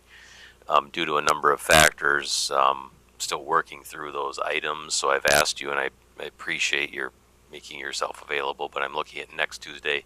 Since we posted it, we probably need to open the meeting and close it, but really the intent would be is we'd keep the same agenda item, and Tom and I will work to get those final budget items completed for review and discussion so that we can come back and have at least a week, I guess, to think through some of those, I guess, miscellaneous enterprise fund and special revenue funds that we have still yet to be kind of presented to you, as well as some capital items. So thank you for your making yourself available and your you know, working through that as well. If there's anything following the hearing that you've heard, or if you want other, I'm not looking at major adjustments, maybe some minor tweaks on the general fund, but if there's anything you want to bring forward or alternative actions in preparation of the 22nd, certainly open to that. Everyone is available next Tuesday. 5:30 or 5? 5. Good with that. It would be 5 p.m. It would be an unusual Tuesday if we weren't all together. I'm personally would get lonely, so. All right, so we'll look at 5 next week.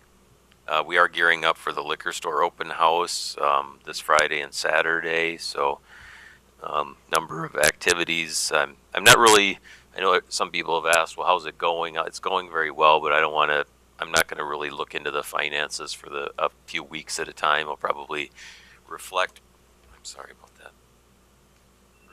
I thought my phone was dead already, so I didn't have to turn that off, but I guess it didn't quite die on me.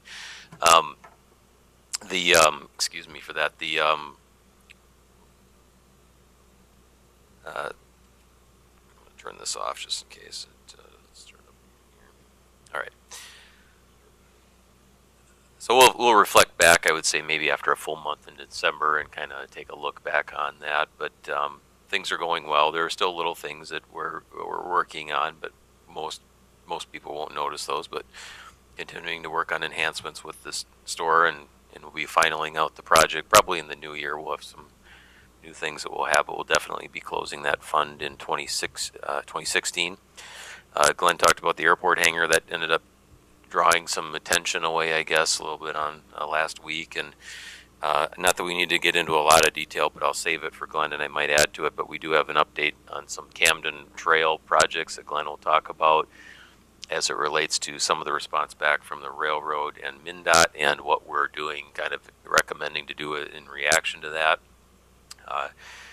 Pedestrian bridge and Highway 23 have been taking a look at, Glenn's office has been looking at, the snow removal process to make sure that's got done.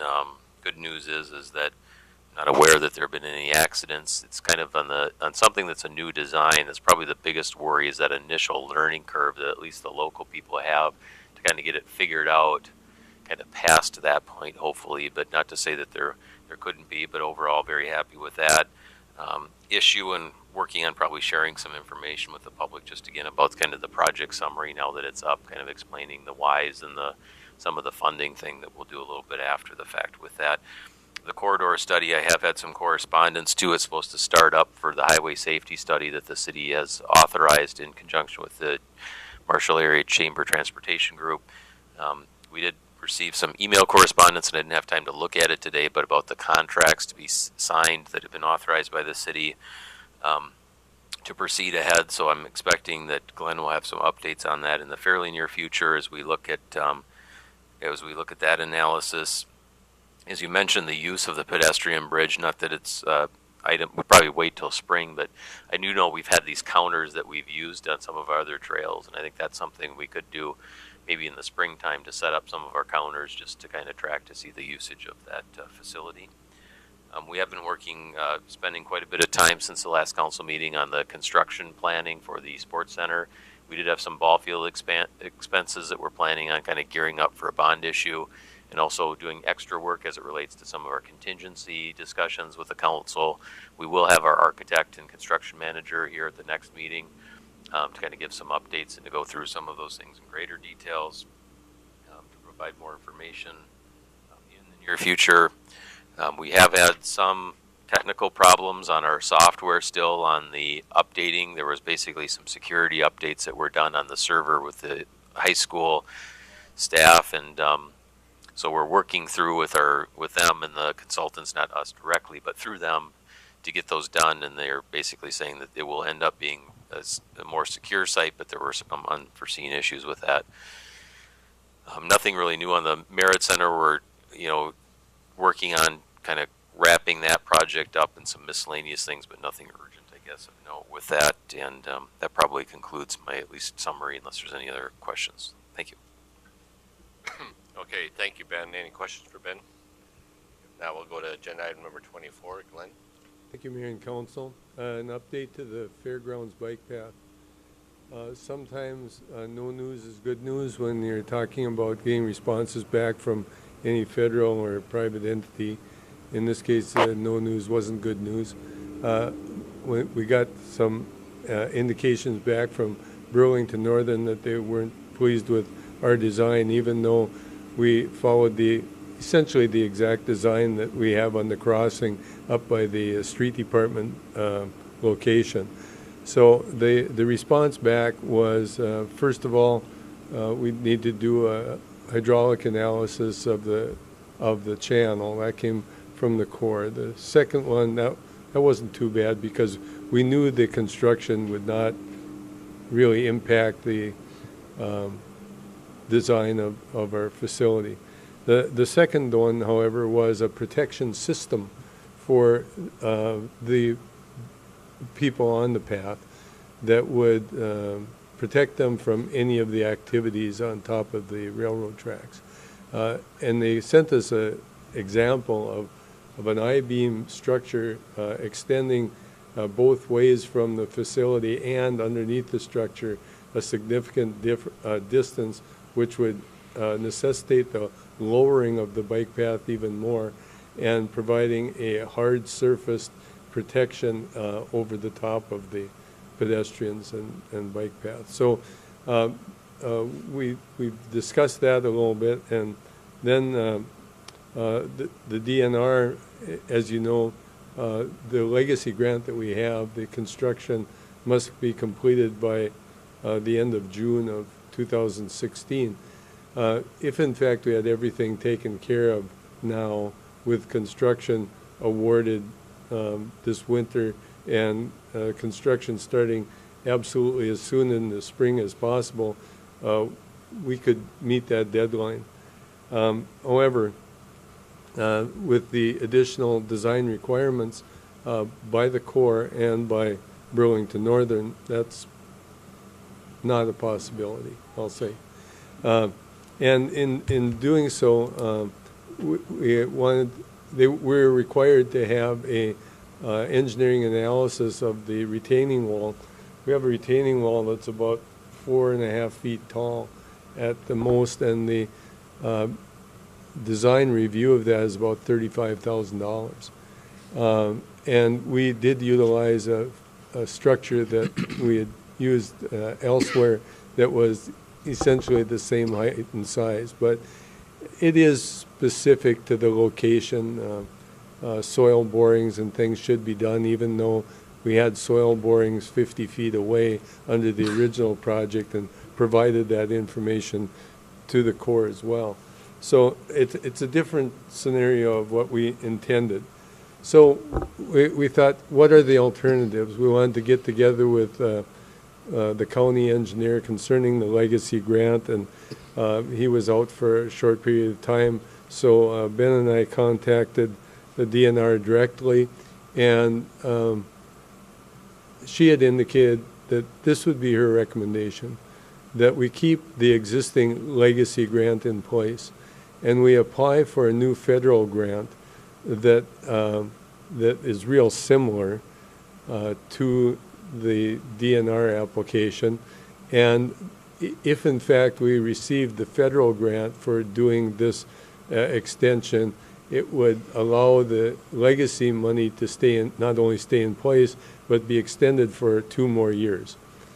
And so I think that's really the direction we're going to have to take on this facility.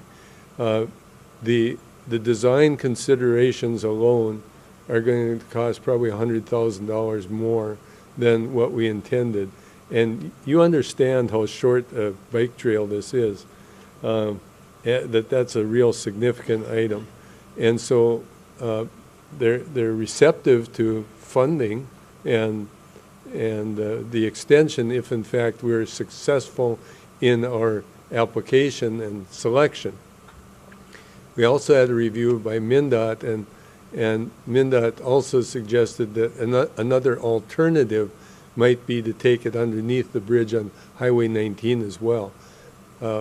We disagree with that, and we're going to have a meeting with MnDOT and explain the differences of going under the MnDOT bridge on 19 and going under the railroad bridge, which has several structures rather than a single span like Highway 19 has. So I think we'll get back in line. They were concerned about the location of the crossing on Highway 19 prior to the railroad structure and in the proximity to the Highway 19 bridge and the Channel Parkway location.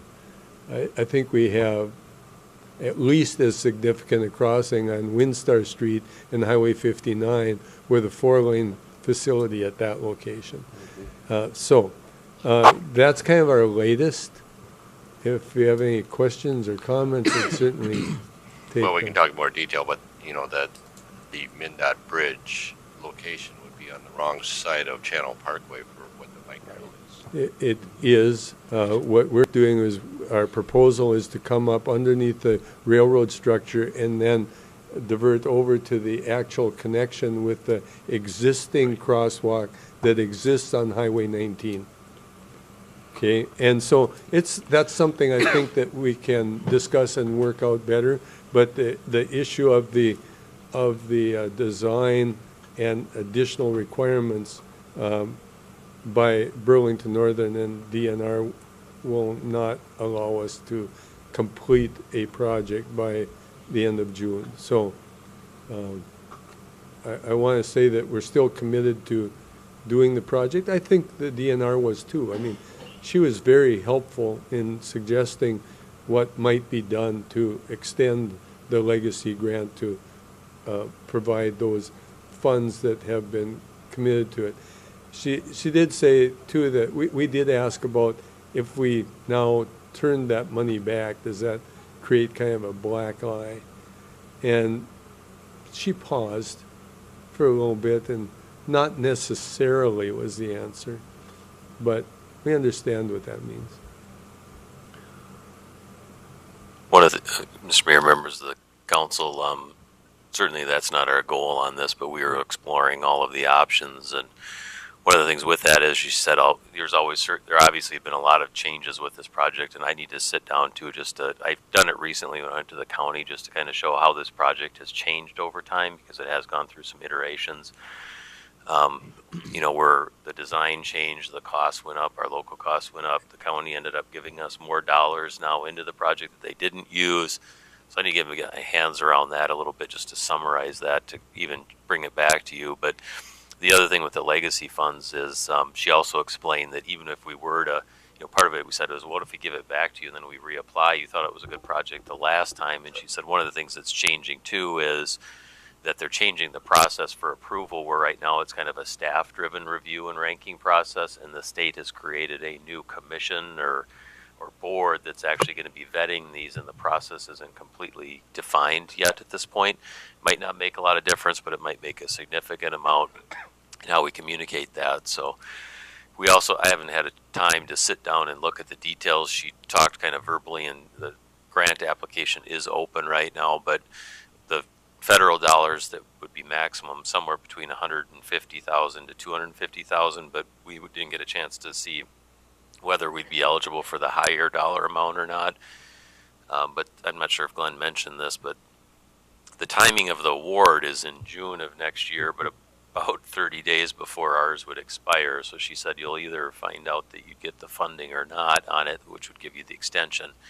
She did indicate, though, that it is a DNR review process, and because they've looked favorably on in the past, basically that there'd probably be good opportunity for it. So we're going to go back and do some more digging. Maybe some time will allow Glenn's office to also have a little more back and forth with the railroad and MnDOT on seeing if there's any options on some of these requirements that they have or design considerations to bring the cost down too. But I'm not sure a redesign going back around is a good option, because we know there are golf ball issues. If you go across the way, you're still going to you'd have to cross the bridge on West College that's not wide enough for a bike path to safely cross. So this is probably the best of the alternatives that we have. So we'd probably rather see if there are ways for us to manage through this and make our way through it. So complex project, multiple partners, certainly is an interesting one, but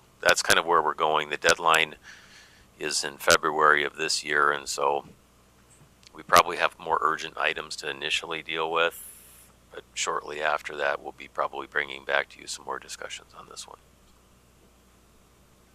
Anything else, Glenn? No, thank you. Any questions for Glenn?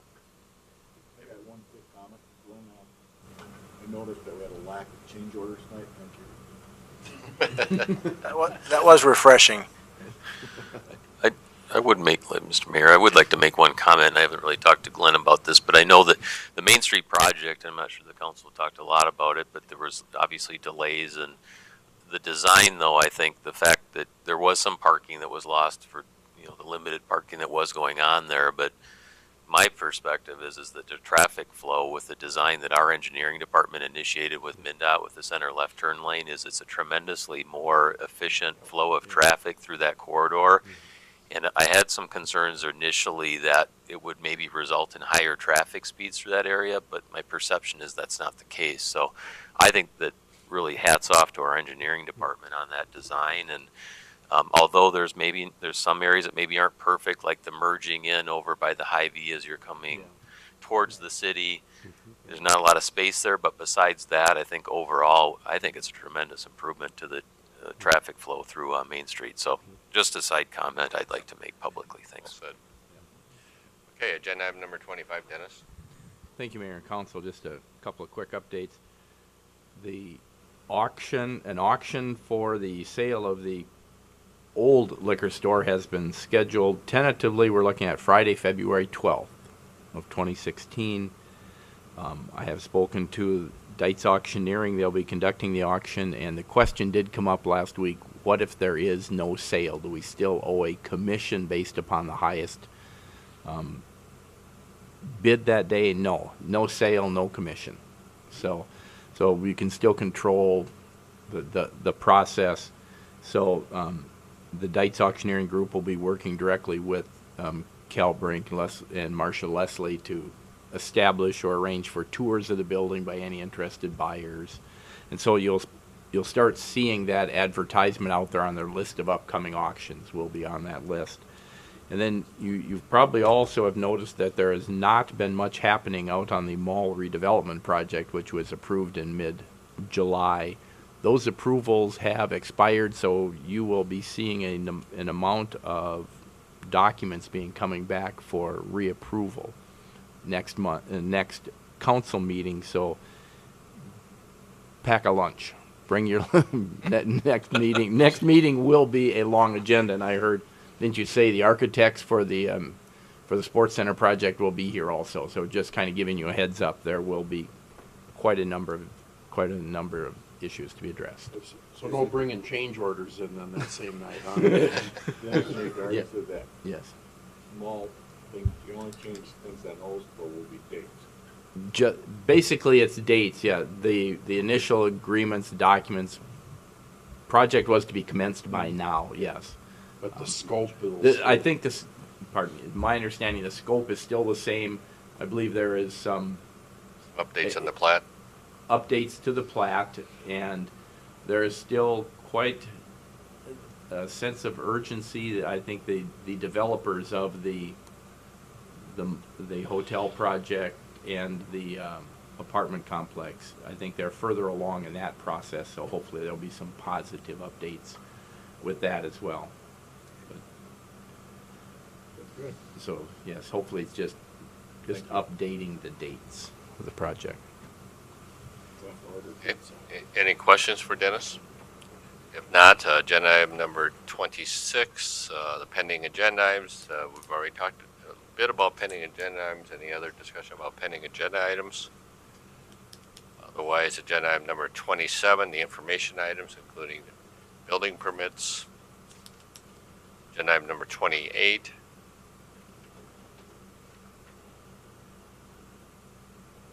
Are the upcoming meetings? Any questions about the upcoming meetings? Agenda item 29, to consider adjourning the regular meeting. Motion by Larry, Second. second by David to adjourn discussion. If not, we'll move to a vote.